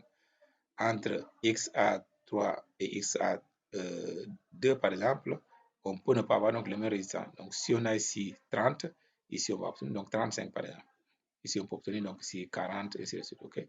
Bon, je donne un exemple comme ça, c'est pour vous dire qu'on n'a pas forcément les mêmes résistances donc pour les classes là. C'est par ordre de sévérité croissante. Oui, eau de surface, eau souterraine aussi. Voilà. Donc, un exemple donc, pour la durabilité, donc vous avez, je montre donc ici, selon cette norme-là, donc on vous dit par exemple, lorsque vous êtes en classe d'exposition XA1, pour avoir une bonne durabilité, donc il faut utiliser donc les ciments de type comme ça. Donc ça, vous pouvez regarder aussi, donc bien comprendre. Je crois que dans le chapitre 1, on a fait un exercice donc sur ça, le CM2B-M. Je crois même que c'est... non, ça c'est pas... j'ai vu donc un type de ciment qui était fabriqué par la Socosim et puis par les ciments du Sahel et Dangote aussi. Pour les eaux, donc lorsque l'eau, l'agressivité, donc l'attaque chimique est liée à l'eau, on vous dit donc, vous pouvez étudier donc ici le CM3, CM4, les ciments sursulfatés, ok, ciment, ça c'est quand même des ciments un peu spéciaux, ok, ciment d'aluminate, de calcium conforme à la norme, ainsi de suite. Mais avant donc cette norme-là, donc 99206, donc il y avait l'ancienne norme qui était là, XP, donc 1835. Donc il avait donc une classification qui était là. Classe d'environnement, l'Eurocode donc lui dit classe d'exposition. Ok, mais c'est la même chose. Seulement donc vous avez donc on n'a pas la même chose. Donc vous voyez donc ici, bon, je veux dire donc on n'a pas les mêmes numéros. Donc ici on a 1 à 5, ici on a de 0 jusqu'à XA, X0 jusqu'à XA.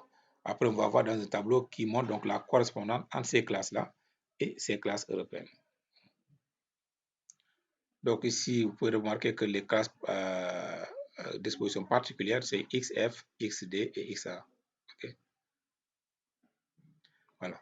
Donc voici le tableau qui montre un peu donc la correspondance entre les classes d'environnement et les classes d'exposition donc de l'Eurocode, de l'Euronorme. Okay. On avait donc ici pour les classes d'environnement de 1 à 5.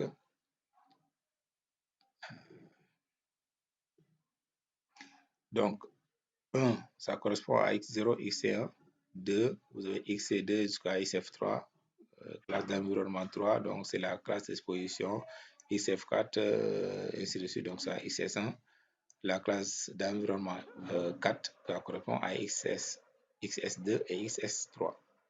Et la classe 5, donc, vous voyez, donc c'est la classe la plus sévère. C'est pourquoi je vous disais, donc c'est toujours par ordre de sévérité croissante. Vous voyez, donc la classe d'environnement 5, c'est la classe la plus sévère. Et suivant le recodo, c'est les classes XA1, XA2, XA3. OK.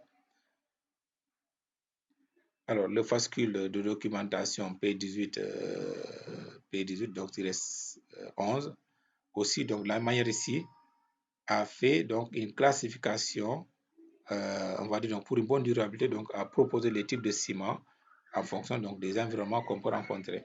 A1, A2, A3, A4, ainsi de suite. On verra donc aussi après pour le dosage en ciment, hein, donc, puisque c'est l'objectif même donc, de ce cours-là, de faire la formulation. Okay? Vous voyez donc c'est très important de connaître donc ces classes d'exposition-là. Alors que les types d'attaques qu'on peut constater donc sur le béton, donc c'est la porosité. Donc, lorsque l'attaque est liée à l'eau, on parle de porosité. Le béton est poreux, donc s'il est poreux, donc il y a forcément donc l'eau peut entrer donc à l'intérieur. Pour les gaz, le CO2 par exemple, on parle de perméabilité donc au gaz. Pour les ions chlorures, donc par exemple, on parle de diffusion donc des ions de chlorure. Okay? Coefficient de diffusion donc DAP. Alors, donc en fonction donc de ces paramètres-là, donc ces paramètres-là vont définir donc les limites de durabilité, donc les durées de vie indicatives, puisque nous savons que si on respecte donc les conditions données donc par l'Eurocode 2, on peut considérer que en supposant que pour un bâtiment donné, l'étude a été faite suivant l'Eurocode 2, donc les actions suivant l'Eurocode 2, le dimensionnement, donc l'exécution, ok. on peut considérer que si ces principes-là donc sont respectés, notre bâtiment peut durer par exemple 50 ans. Mais on peut augmenter la durée donc de bâtiment-là en jouant donc sur ces paramètres-là. C'est-à-dire qu'on peut avoir un béton, on peut choisir un béton donc performant, donc dont les paramètres-là donc sont très faibles par rapport aux attaques. Donc, ça veut dire que le béton va une porosité très faible. Il va aussi donc avoir une perméabilité très faible et une diffusion donc des ions chlorure donc très faible. Okay? Ces paramètres-là peuvent augmenter donc la durée de vie donc des éléments, donc des structures. C'est des études qu'il faudra faire bien sûr donc en atelier. Donc d'abord des essais de convenance, donc des essais des essais d'études. Il faut faire donc des études d'abord avant de faire donc ça. Alors, vous avez ici, j'ai un appel, mais je vais continuer d'abord. Donc, le tableau là, donc vous avez donc classification des ouvrages, incidence des désordres, classification ouvrages catégorie 1, donc c'est les faibles influences et des incidences, donc des désordres donc, qui sont acceptables. Okay? Donc, classe d'environnement correspondant, donc vous avez A, donc ça c'est catégorie 1, donc A. Voilà. Alors, vous avez catégorie 2, peu tolérable. Donc, quand on est dans ce cas-ci, donc vous avez la lettre A. Alors, les lettres indiquent aussi donc les précautions qu'il faut prendre. Donc, ces lettres indiquent les précautions qu'il faudra prendre. Donc, vous voyez donc ici, presque pas de précautions, ou bien donc on va dire donc très faible. Donc ici, en allant donc vers B et C, donc les précautions à prendre donc sont plus sévères. Ok. Donc, vous voyez donc ici, plus la classe d'exposition donc devient grande, donc on doit prendre beaucoup de précautions. Ici, par exemple, on dit de prendre donc la précaution donc, C. Donc, ça veut dire que malgré que donc l'incidence des désordres est peu tolérable, donc, mais compte tenu donc de l'exposition, de la classe d'exposition, donc il faut prendre donc des précautions. Okay. Voilà. Donc, ça aussi, c'est très important donc aussi à apprendre. Alors, ça, c'est un exercice que je vous ai donné. Donc, j'aimerais que vous, avant de continuer la vidéo, donc quand vous arrivez là, vous allez faire une pause et essayer donc de déterminer donc les classes d'exposition donc des éléments qui sont donc ici dans le carré vert là. Ok. Je vais vous demander donc de faire ça. En attendant, donc voilà. Je prends juste une minute pour que vous réfléchissiez donc et que vous travaillez. Après, je reviens.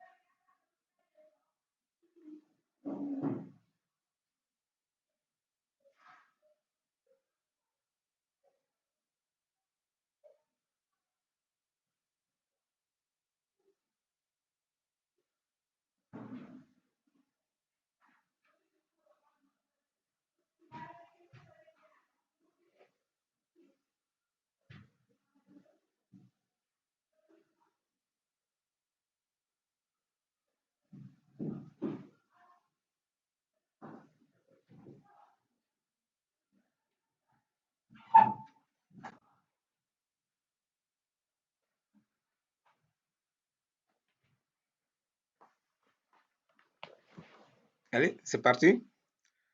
Vous avez trouvé quelque chose?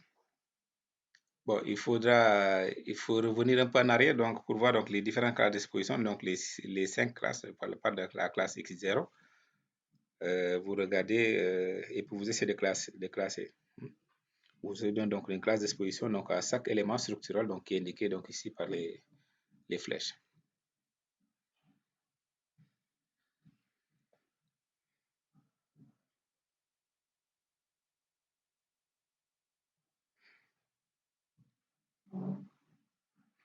Bon, c'est bon. On va laisser donc apparaître. Voilà. Je ne sais pas si vous avez trouvé. Voilà, donc voici la classe, par exemple, donc pour cet élément voile protégé de l'humidité. Donc, on avait dit tout à l'heure, donc lorsqu'on voyait donc les classes d'exposition XC, donc c'était XC1, ok. Ici, donc voile protégé, voile extérieur non protégé, donc Voilà, donc XF1 ou plus, on peut avoir XF2, ainsi de suite, ok. On peut avoir aussi donc d'autres classifications. Ici, voile extérieur protégé de l'humidité, donc XC1, comme ici. Plancher dalle pleine ou pré-dalle, ok, protégé parce qu'il y a cette protection-là, donc XC1. Ici, dallage extérieur, donc non protégé, donc il n'y a pas de protection, donc ouais, XF1 ou ainsi de suite. Parce qu'on est dans les zones où il fait très froid, donc c'est dans les pays européens là. Okay. Ici, les fondations, oui, donc ici les fondations, on peut avoir une classification XC, on peut avoir aussi une classification XA. Ok. Donc, ouais, donc si vous avez donc un élément qui a deux classes d'exposition comme ça, donc il faut choisir donc la classe la plus sévère. Parce que si vous choisissez donc la classe la moins sévère, donc vous allez voir que la durabilité de la structure va être diminuée par rapport à la classe la plus sévère. Alors que quand vous prenez donc la classe la plus sévère, donc c'est en même temps donc ça résout le problème donc par rapport à la classe la moins sévère, puisque le taux de la quantité de ciment et puis les résistances donc pour les classes les plus sévères sont plus élevées. Donc le choix de la classification et donc la responsabilité du client prescripteur, le client qui prescrit donc le béton. Alors, les données de base relatives à la résistance. Donc, voyez, donc on a vu maintenant les données relatives on va dire donc à la classe disposition, à l'environnement. Maintenant, on va voir donc les données de base relatives à la résistance du béton. La résistance du béton au 28e jour d'âge, valeur caractéristique, c'est ce qu'on appelle donc la valeur caractéristique. Donc, il faudra comprendre comme ça. Pour l'eurocode, on va appeler donc FCK. Je vais vous montrer pourquoi. Suivant l'ancienne norme, le Bayel, on dit FC28. Donc, cette résistance au 28e jour d'âge représente un des paramètres les plus importants pour la confection d'un béton. Euh, Même si donc on cherche pour le béton, par exemple, une bonne ouvrabilité, mais ce qu'on regarde donc le plus souvent, donc c'est aussi donc la résistance. C'est sur elle que se base le calcul et le dimensionnement donc d'une structure en béton. Donc, il va beaucoup intervenir donc pour le calcul donc des ferraillages, donc des moments donc résistants, donc, des poutres, tout ça. Au regard donc de la norme NF N206, donc cette classe de résistance dépend donc des classes d'exposition et du type de béton recherché. C'est vrai que j'avais dit donc au départ qu'en réalité, pour donner à un élément de structure une résistance donnée, il faut savoir donc dans quelle classe d'exposition donc baigne cet élément-là. Et ça se donne. Deuxièmement, il faut aussi voir est-ce que l'élément va être préfabriqué ou va être coulé sur place. Parce que la résistance qu'on cherche pour un élément coulé sur place et un élément préfabriqué n'est pas la même chose à cause des sollicitations liées par exemple donc à la manutention. Pour un béton ordinaire de masse volumique comprise entre 2000 et 2600, donc, la norme NFN 206 distingue donc 16 classes d'exposition. Donc, 16 classes de résistance désignées par les lettres, on va dire donc C, plus un chiffre ici, slash un autre chiffre. On va voir donc ces chiffres-là, qu'est-ce que ça veut dire. Donc, le chiffre X représente en fait la résistance à la compression sur cylindre au 28e jour d'âge. Et le chiffre Y va représenter donc la résistance à la compression sur cube, plutôt, donc, au 28e jour d'âge. Okay. Voilà. Donc les éprouvettes, donc vous voyez donc les éprouvettes cylindriques, donc c'est le cubique d'abord. Donc le cube donc c'est 150 mm donc de côté. Donc, les éprouvettes sur le fer, on fait donc ces essais donc pour avoir donc le résultat donc Y. Ok. Maintenant, donc, il y a les éprouvettes aussi cylindriques que nous connaissons ici. On utilise souvent donc, les éprouvettes donc 16-32. 16-32, ça veut dire 160, 320 mm. Okay? Mais l'indication de base donc, dans l'Eurocode, donc, c'est qu'il faut avoir donc, des cylindres donc, 150 de diamètre et puis 300 de hauteur. Voilà. Donc, voilà. Donc, le C, X et Y, donc c'est comme ça. Donc, ici, ça c'est un exemple. Hein. Donc, le C désigne concrète, hein, c'est une lettre anglaise, un mot anglais plutôt. Et comme j'ai dit donc ici tout à l'heure, vous avez 25, donc ça représente la résistance à la compression au 28e jour d'âge, mesuré donc sur une éprouvette cylindrique 150 de diamètre, donc fois 300 de hauteur, en réalité. On peut le faire donc aussi sur 160 ou 16 ici et 32 ou 320. Ok, c'est la même chose. Ensuite, vous avez donc ici pour celui-là, 30, donc c'est la résistance à la compression au 28e jour d'âge, mesurée donc sur une éprouvette cubique. Donc ça veut dire que ces deux résistances donc, se valent. Hein, donc seulement vous n'avez pas utilisé donc, les mêmes essais, plutôt vous n'avez pas utilisé donc, les mêmes éprouvettes, donc faire les essais. Donc une résistance qui est demandée à 25 sur éprouvette donc équivaut à une résistance donc 30 qui est demandée donc sur cube. C'est comme ça qu'il faut les comprendre. Voilà. Et ça, la résistance, ce qui est contractuel, donc en réalité, donc c'est la résistance sur cylindre. Donc, si vous demandez à vos fournisseurs de vous fournir du béton, vous demandez de vous fournir du béton, donc il faut s'attendre à ce que le béton donc, sur lequel vous pouvez donc apporter donc, vos remarques, c'est le béton de 25 MPa, 25 ici par exemple, donc c'est le béton qui est mesuré donc, sur cylindre. C'est le contrat. Donc, c'est l'élément sur lequel vous allez donc insister pour que votre béton ait une résistance donc, égale à ça. Donc, et alors, les valeurs que vous voyez ici, donc c'est des résistances minimales. C'est des valeurs minimales, ok? Voilà. Donc, voici les 16 classes. Donc, si vous regardez, 1, 2, 3, 4, 5, 6. Donc, ça doit faire 16 classes. Hein. Donc, on a parlé de ça tout à l'heure. Et notre classe, donc, 25, 30, donc, c'est là. Okay? C'est là. Voilà. Donc, vous voyez, donc, ici, on a 25 sur résistance caractéristique mesurée donc, sur cylindre, donc résistance minimale. Donc, vous voyez, donc, c'est des valeurs minimales. Caractéristique minimale sur cube 30. Ok, voilà. Donc, je pouvais donc dès l'instant donc l'écrire comme ça. C'est FCK sur cylindre sur FCK cube. Voilà. Alors, vous avez donc ici, on a donc généralement donc pour le C8, C12, donc c'est des bétons ordinaires, donc à usage décoratif. Donc, on ne demande pas beaucoup de résistance donc, pour ces bétons-là. Ok. Ensuite, vous avez donc le C1620, donc souvent c'est pour le béton de propreté. Et le béton de propreté, donc c'est un élément très essentiel. Je crois que le système anglais donc donne donc une épaisseur minimale des bétons de propreté de 10 cm. Contrairement donc nous pour les semelles, donc seulement on prend donc 5 cm. Voilà. Ensuite, vous avez donc les bétons courants. Donc, les bétons courants sont des bétons donc, de résistance inférieure donc, à 50 MPa. Donc, ça, souvent, c'est des bétons courants. Okay. Donc, ça, c'est des classes normalisées. Donc, on ne peut pas prendre, par exemple, 25-35. Non, ça n'existe pas. Il faut juste prendre 25-30, 30-37, et ainsi de suite. Donc, pour les bétons de masse volumique normale. Okay. Cette désignation ne peut pas être la même chose pour les bétons. Donc, on va dire donc de masse béton léger, les bétons légers. Donc on peut avoir donc si L, indice, LC et les valeurs donc peuvent ne pas être les mêmes choses. Okay. Voilà. Et là vous avez donc les bétons de haute performance et les bétons de très haute performance. Ok. Donc béton de haute performance, les bétons de haute performance.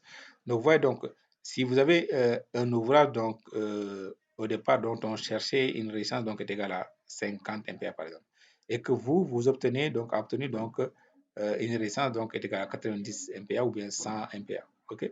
Donc ça veut dire que si au départ l'ouvrage avait une durée de vie donc indicative donc, qui était de 5 ans, donc vous pouvez dire donc avec des estimations, donc il y a des calculs qui se font, que votre bâtiment va durer donc ou votre ouvrage donc, va durer donc par exemple 100 ans, je ne sais pas, ou 90 ans, ainsi donc plus que donc ce qui était prévu donc comme valeur minimale, donc la norme.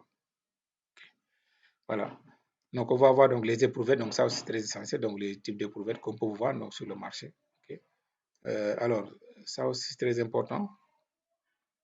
Puisqu'on a vu donc les classes d'exposition. Donc, ça, c'est pour donner donc les résistances à sa classe d'exposition. Puisqu'on a vu donc les classes d'exposition. Donc, on a vu donc les classes de résistance, donc les 16 classes. Maintenant, si en France, par exemple, on dit certaines classes d'exposition correspondent à des spécifications inatiques. Arrêtez donc, c'est des spécifications donc, voilà, mécaniques. Voilà. Donc, ça veut dire que pour une classe d'exposition XC2, on peut prendre la même résistance pour une classe d'exposition donc XC2. On peut prendre le même dosage ici donc pour le ciment, donc pour faire donc la même chose. C'est comme ça qu'il faut comprendre. Donc, pour une classe de disposition donc XC3, on peut prendre donc les mêmes spécifications, donc les mêmes résistances données ici, on peut l'appliquer donc ici. OK? Pour une classe de disposition donc XS1, donc on vous dit on peut appliquer donc la même chose pour une classe de disposition donc XC2. Vous vous rappelez donc on avait dit donc XS1, c'est les ouvrages qui sont situés donc près de la mer, donc les zones côtières. Et ça donc c'est les ouvrages donc qui sont immergés en permanence. OK? Ça, c'est une parenthèse pour les bétons légers. OK? Donc, les bétons légers, donc ça est là. OK? Vous voyez, donc, on n'a pas les mêmes désignations, comme je l'ai dit tout à l'heure. Par exemple, donc, si je prends LC 2528, pour un béton normal, on avait dit c'était C 2530. 2530, oui. Ici, on a 2528, donc c'est pas la même chose. Je le dis peut-être les mettre côte à côte pour qu'on les voit bien. OK. Donc, en effet, donc, vous avez en fonction de la classe de disposition du béton choisi par le client prescripteur, puisque je vous dis, donc, c'est les clients qui donnent la classe de licence. La norme NF N206 et son complément national fixe des classes de licence minimales à respecter pour une bonne durabilité. On parle de durabilité, donc je vais montrer donc si. Alors, ce tableau-là, c'est très complet, mais ce qui nous intéresse pour l'instant, donc, c'est les classes de résistance dont on a parlé ici. OK? Classe de résistance minimale à respecter pour une bonne durabilité. Donc, si vous êtes en classe de disposition XC1, on vous dit qu'il faut avoir une résistance minimale de 20 MPa.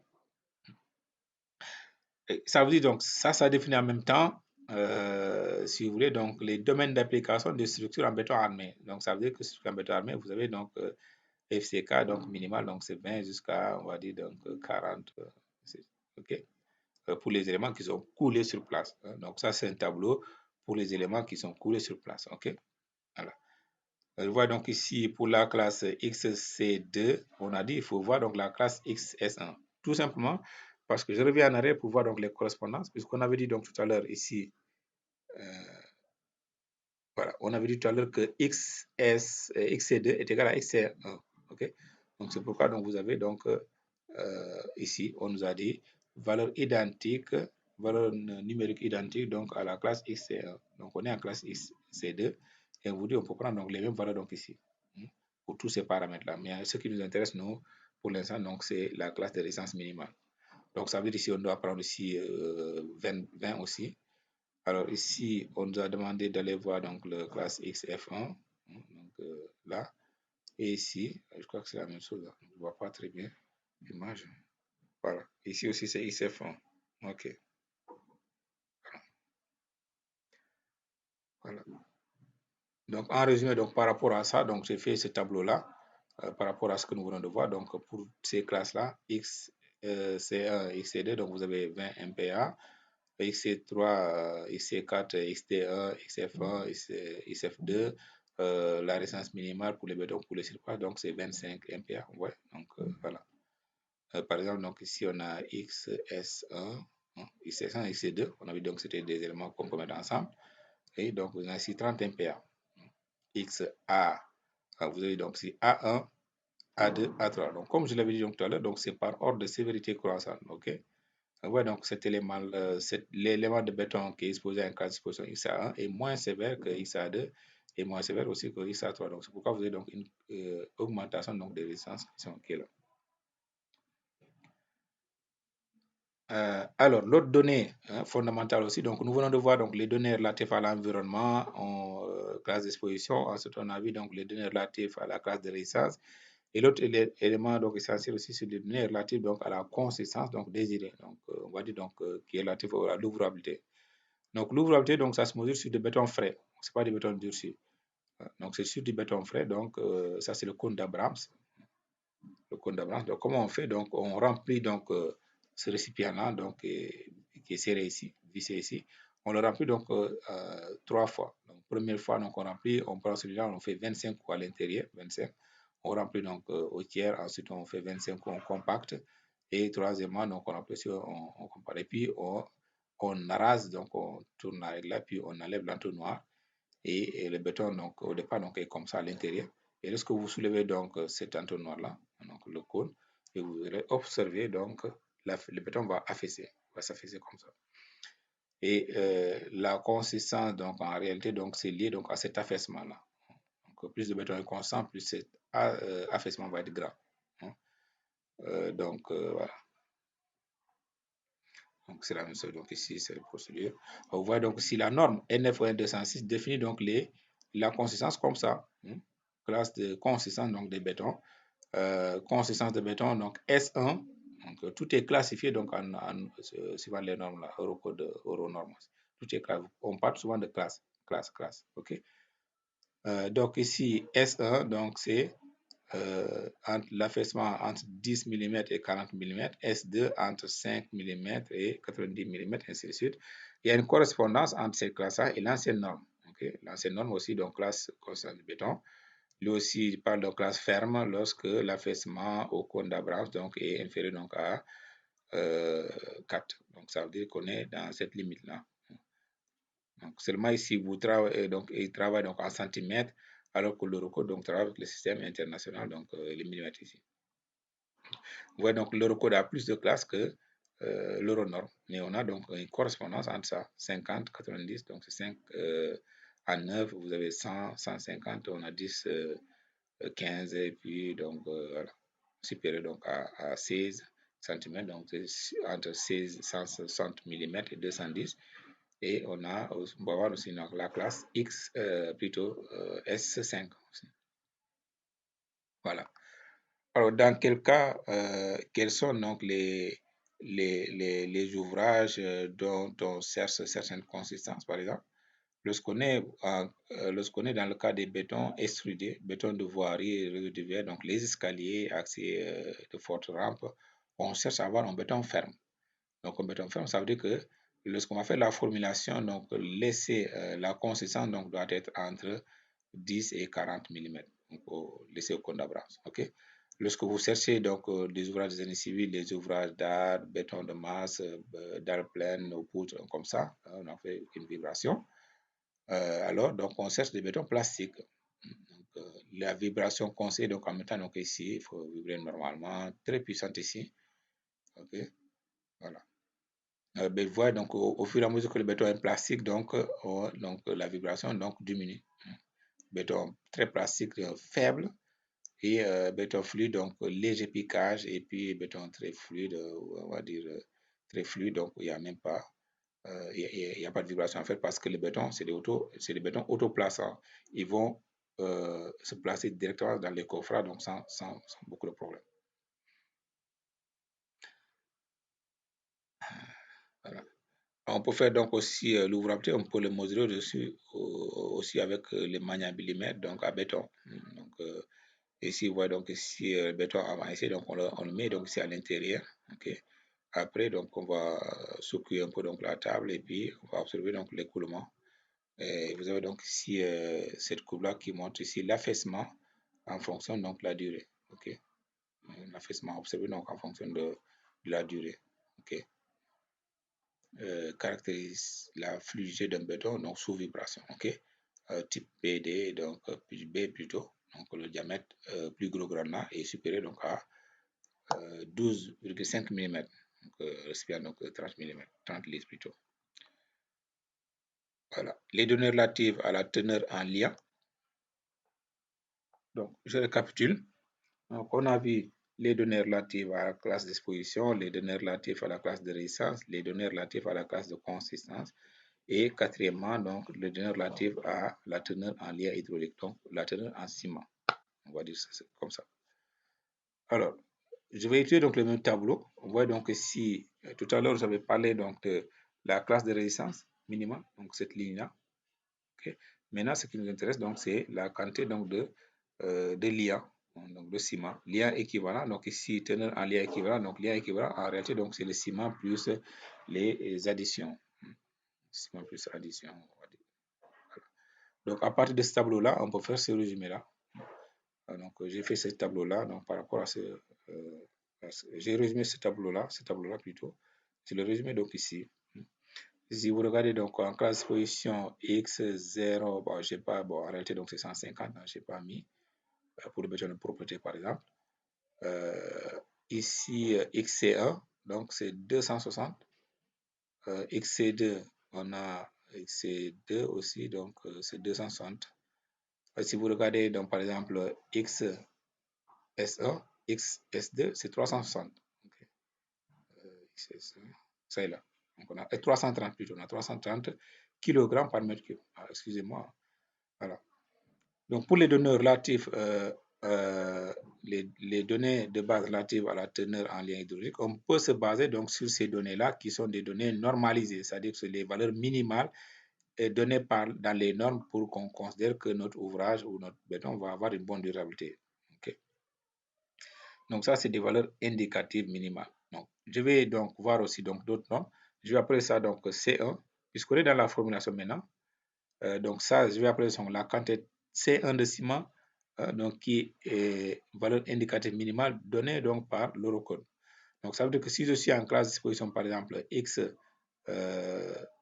S3, donc je dois avoir un dosage minimal donc d'après ce normal qui est égal à 350. Ça veut dire que je n'ai pas le droit de descendre donc en deçà donc de 350 pour estimer avoir une bonne durabilité. Donc, je vais noter ce tableau-là. Donc, je vais appeler donc ça C1 en fonction de la classe disposition. Ensuite, alors, bien sûr, donc il y a cette note aussi pour les bétons relevant de la classe disposition XF3 et XF4, ces ailes sévères. Il est autorisé donc de réduire le dosage en liant équivalent au-dessus donc de 385 kg par mètre cube, dans la limite de 350 kg par mètre cube pour la classe disposition XF3 et de 370 pour la classe disposition XF4. Okay. Sous réserve de justifier donc la résistance au gel.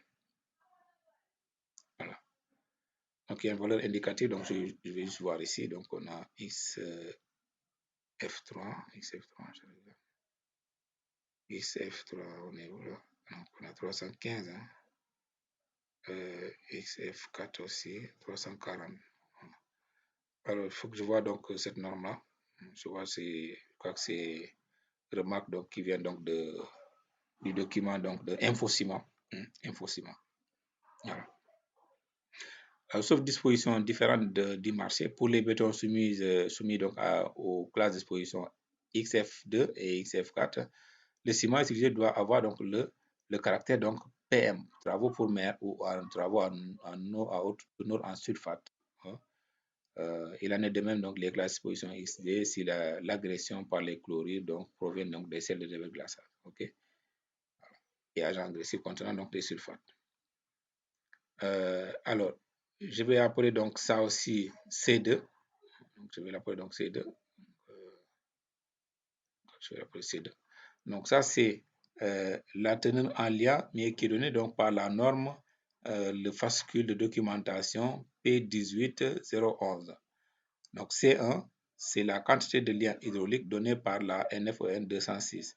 Et si C2, c'est la quantité de lien qui est donnée donc par le fascicule de documentation P18 donc tiré ça. Donc en fonction des classes d'exposition, vous voyez. Donc or nous avons vu donc tout à l'heure donc cette classification, cette équivalence entre les classes de l'ancienne norme et les classes de la nouvelle norme donc NF 206. Ok. Donc en fonction de ça donc aussi on va prendre les valeurs ici, on va comparer ces valeurs là donc aux valeurs donc qu'on a vu tout à l'heure. Donc ça je vais les désigner donc comme étant la quantité de ciment C indice 2. Ok. Voilà. Donc voilà, vous avez donc ici 700 sur racine cinquième de D, donc D étant donc le plus gros diamètre du plus gros granulat. Ok. Voilà. Alors ici, par exemple, je prends donc ici. Donc ça veut dire donc vous avez donc si l'indication du type de ciment pour avoir une bonne durabilité. Donc lorsque vous êtes en classe disposition moyennement agressif, on décompose donc le ciment CM1, CM2, CM3, ainsi de suite. Ok. Ici fortement agressif. Donc vous voyez donc ici, en plus donc des ciments, donc on a ajouté d'autres indications. On dit par exemple ici, il faut que si vous utilisez donc le CM1, il faut que la teneur en aluminate tricalcique soit inférieure à 5% en masse de ciment. Vous voyez donc ici, il faut que on parle donc C3A, aluminate tricalcique. Ici aussi c'est la même chose. Alors ici, si je prends donc les ciments type de ciment en milieu acide, donc milieu sulfate, milieu acide ici. On vous dit donc il faut prendre donc les ciments donc avec les jets de haut fourneau. Voilà. Ca donc calcaire. Voilà, donc c'est la même description donc qui est là, teneur en aluminium calcique inférieur à 10%, donc pour l'immersion complète dans l'eau de mer. Okay. Zone de marnage, hein, donc le taux est inférieur donc à 5%. Pour les ciments avec laitier, donc supérieur à 60%. Okay. Voilà. Alors, en application, donc ici, nous l'avons dit donc tout à l'heure, vous voyez que plus, donc, plus le diamètre grossit, plus le dosage donc diminue. Donc, le dosage va dans le sens inverse donc des diamètres, de la grosseur des diamètres. Okay. Voilà. Donc, vous voyez donc ici, on avait parlé donc ici, c'est voilà, c'est par exemple la classe d'exposition A2 et celui-là, donc c'est par exemple la classe d'exposition donc A3. Ok. Donc, plus le grain, plus les diamètres donc D, le grand D, donc ici, le rapport grand D ici, plus il est grand, plus les diamètres, donc le dosage va être petit. Ok. Voilà. Il suffit de comparer, par exemple, donc comparer donc un béton, donc par exemple, où vous avez donc un diamètre plus grand, 8, 16 par exemple, 8, 16, donc vous avez 16 ici, vous devez avoir un dosage minimal, donc ici, est égal à 285. Si vous êtes en classe d'exposition, par exemple, A3, c'est 400, alors que quand vous augmentez le diamètre, donc ça fait chuter un peu donc les dosages. Voilà. Alors, on peut avoir donc aussi un béton armé exposé à un milieu sans agressivité particulière. Donc, dans ce cas, donc c'est 600 sur racine cinquième de D. Ici, on a parlé de 500, 700, et là, c'est 600. Voilà. Donc, vous voyez, donc ces tableaux-là donc permet donc de, en fonction donc du diamètre des granulats, donc des max, et vous avez donc le dosage qui est là. Enfin, le racine cinquième qui est là, et le dosage, donc les trois types de dosage qu'on peut rencontrer ici. 550, 600 et 700. On a même 500 ici, donc on a 550 aussi. On a 500, on a 550. Voilà. Donc j'aurais dû mettre j'aurais dû refaire le tableau avec 500 aussi, puisqu'on a 500, on a 550, on a 600 et on a 700. Voilà. Alors, maintenant, donc, étant donné donc on a le premier élément, hein, donc le premier élément donc du béton, donc le ciment. Donc je dis donc on a CM1, le C indice 1, donc c'est relatif donc à la norme NFEN. Le C indice 2, donc c'est par rapport à le fascicule de documentation. Et on va voir comment on calcule donc ici le C indice 3, donc la quantité de ciment, donc selon la formule de Bologne. Ok. Alors, cette formule-là, donc à partir de là, donc il y a ce diagramme qui est tracé. Donc, en fond, donc à partir de là, donc dans certains cas, vous allez voir, donc ils vont négliger donc la présence des vides, okay, donc des réseaux capillaires. Donc, ce qui va faire, donc vous allez avoir C sur E qui va être égal à ça. Et comme nous connaissons déjà la résistance qu'on désire, donc le type de ciment et puis la qualité des grains, on peut donc calculer donc le rapport sur C. Compte tenu du fait que nous connaissons aussi donc l'affaissement désiré, donc le type d'ouvrage donc détermine le type d'affaissement. On peut donc connaître donc si la quantité d'eau. Ici, donc le rapport C sur E donc est là. Donc on détermine donc ici sur cette graphique-là donc la quantité optimale donc de ciment. Donc vous voyez donc si au-delà de 450 donc ou 400 donc vous avez donc plus les flux fin. Donc ici on a donc des adjuvants. On a des adjuvants donc au-delà de ces deux ordres. Voilà. Donc ça c'est la quantité C3. C1, N206, C2, fascicule de documentation P10011 et C3, donc c'est par rapport à cette courbe-là. Ok. Voilà. Alors bien sûr, donc le G que vous voyez donc ici, c'est ce tableau-là qui détermine donc les qualités donc des granulats. Valeur approximative donc du coefficient granulaire. qualité des granulats excellente. Si vous avez donc des max, voilà, compris entre 20 et 31,5, vous pouvez prendre ça.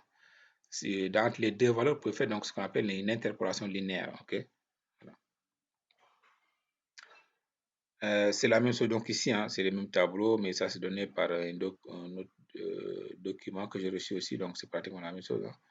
De 10 à 16, de 20 à 25, et c'est donc, et là donc il va au-delà donc de ça, il vous montre aussi donc la pétrographie, donc des granats donc silicieux légèrement altérés, silicieux roulés, calcaire dur, donc ouais, donc ça encore c'est encore plus précis. Dans le cas de notre formulation, on peut choisir donc voilà, on peut choisir donc ce tableau-là qui va représenter donc le G. C'est la même chose. Donc c'est juste des notations qui changent. Ici, KNSB représente donc le G. La classe, les données relatives donc à la teneur en lien hydraulique. CE, donc c'est la classe vrai du ciment. Vous vous rappelez donc lorsque je vous donnais donc tout à l'heure donc la classe, la formule de Bolomé, j'avais omis donc de donner la définition d'un CE. Ce qu'on appelle la classe vrai du ciment. Donc la classe vrai du ciment est donnée par ce tableau-là ici. Lorsque vous avez donc un ciment 32,5, soit R ou N, donc la classe vraie, donc c'est 45. Un ciment 42,5 N ou R, donc c'est toujours 55, et ainsi de suite. OK. Voilà. Donc, si vous cherchez donc un béton, je vous conseille, donc si vous cherchez un béton de 30 MPa, vous pouvez être sûr que c'est très difficile de l'obtenir donc avec un ciment 32,5. Si vous cherchez un béton de 30 MPa, c'est très difficile de l'obtenir donc avec des ciments 32,5. Il faut aller donc au-delà, donc prendre la classe 42,5. Et donc là, dans la formulation, donc dans l'indice CE, vous allez prendre donc 55 qui est là. Je reviens en arrière. Voilà, donc CE, vous allez prendre donc ici la valeur donc, qui est donnée ici. Okay. Alors, correction du dosage en eau et à ciment, donc en fonction de Dmax aussi. On peut corriger donc le dosage donc, du ciment.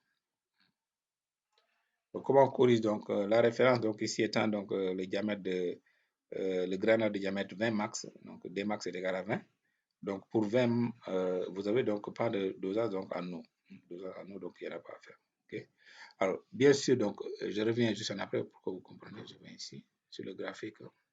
Voilà. Donc, si on connaît la quantité C optimale, donc étant donné qu'on a déjà le rapport C sur E donc, qui est donné ici, on peut donc connaître directement la quantité d'eau. Donc, on trouve donc si l'autre élément. C'est pourquoi donc ici on parle de correction du dosage en eau et en pâte de ciment. Voilà. Donc, si on connaît donc la quantité de ciment, on peut donc connaître la quantité d'eau. Donc, du coup, ici. Voilà, ça c'est un tableau, donc c'est la même chose. Donc, soit on prend cette figure-là, soit on prend ce tableau-là. Voilà, donc, ouais, donc ici, diamètre 5, dimension maximale des graines, la Dmax est égale à 5. Alors, vous allez mettre donc plus d'eau. Correction sur le dosage, vous allez mettre plus d'eau. Lorsque le diamètre est plus grand, vous allez mettre moins d'eau par rapport à l'origine, à l'original, bouton standard. Alors, données relatives au ciment. Donc, je crois que ça, c'est données relatives à la teneur en eau et en air. Alors ici, donc, je parle d'eau et d'air, hein, parce qu'il y a une correction du dosage en eau et en air donc, en fonction de Dmax. Vous voyez donc ici la formule donc, de Bolomé, donc on a ici donc, la quantité d'air, le volume d'air, donc ici qui est compris donc, dans le béton. Donc, si vous avez un béton plastique, affaissement au cône d'Abrams, donc on a vu, donc, suivant la classification dans tous les cas, la quantité d'eau, hein, donc lorsque la quantité d'eau est de 190, donc ça veut dire que vous avez un volume d'eau, un volume d'air qui est environ donc, égal à 20 litres par mètre cube. Okay. Voilà. Donc c'est par rapport donc à ça, ce rapport-là. Coefficient multiplicateur EV lorsque D varie. Hein. Bien sûr, donc on ne peut pas dire donc bien sûr qu'on a un béton plastique, donc c'est valable donc, pour toutes les grosseurs, non. Donc ici, vous avez ici toujours donc la référence donc étant le diamètre D égale 20. Donc, il n'y a pas de correction. Donc si vous prenez des diamètres plus faibles, alors il faut corriger donc la quantité donc EV donc par 1,5. Seulement donc avec la norme relative au granulat, donc cette euronorme, vous avez donc la valeur maintenant, donc est limitée à 22,5 pour le béton courant, contre 25 pour l'ancienne norme française. L'ancienne norme française, c'était 25 au lieu de 22. Donc ici, 22,5, on peut appeler donc 22 ou 20, c'est pas très loin. Voilà. Un béton fin, on peut l'obtenir donc avec des inférieurs, donc des égales à 16 mm, béton normal, béton gros béton, ainsi de suite. Voilà.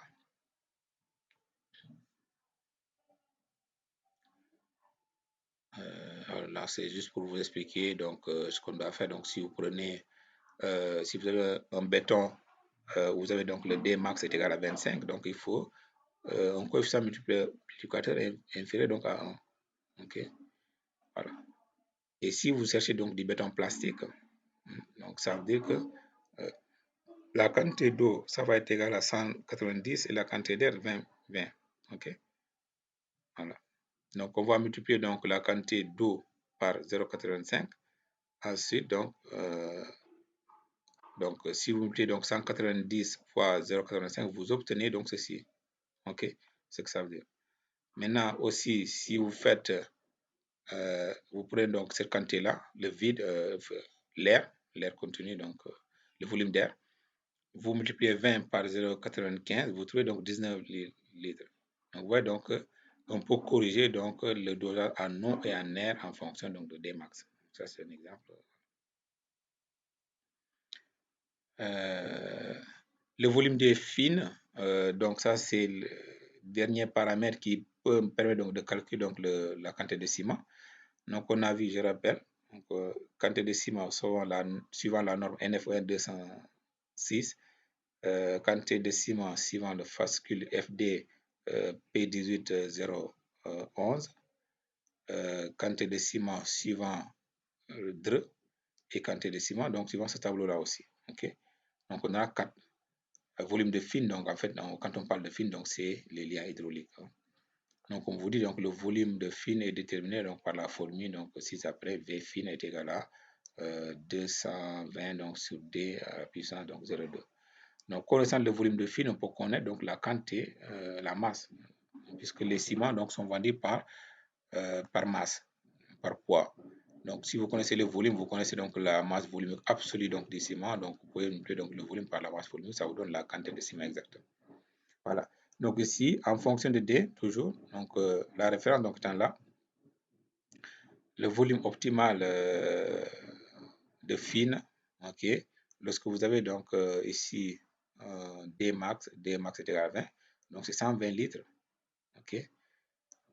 Volume plancher pour éviter donc les risques de ségrégation, donc c'est volume inférieur, et volume plafond, volume plancher donc plus bas, volume plafond donc plus grand, donc c'est 135. Okay. Voilà.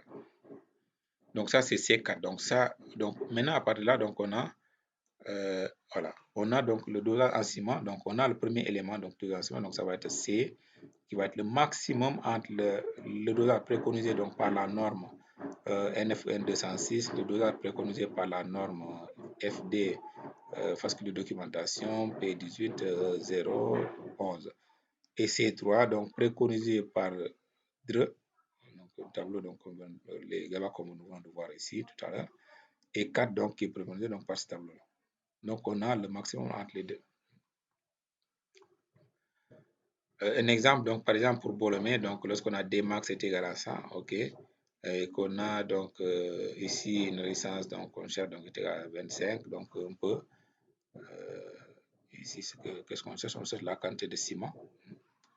On voit donc ici on tire donc l'équation sur le rapport C sur EV qui nous donne ça, qui va être égal à 1,71 connaissant donc ces paramètres-là.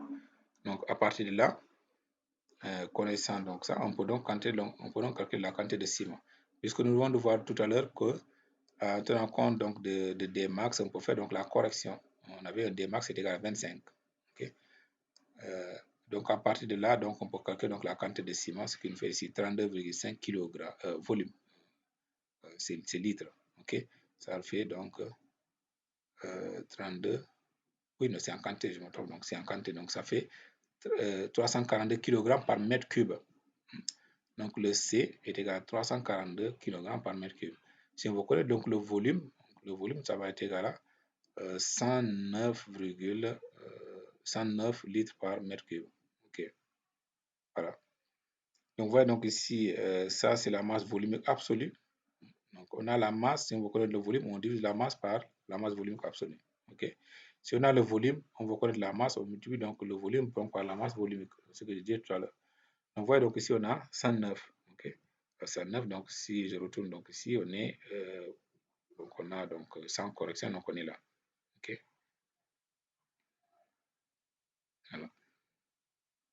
Alors, courbe de Dreux, donc, alors le volume, donc on a ici, donc on a, si vous regardez, donc on a la quantité de ciment, on a la quantité de ciment, on a la quantité d'eau, on a la quantité d'air, donc il va annoncer donc les grains maintenant.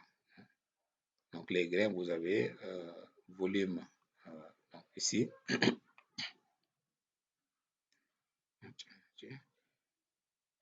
Donc ici, il faut d'abord tracer donc cette droite-là. Ce que nous allons voir donc tout de suite. Il faut tracer donc la droite brisée là, donc O, A, B.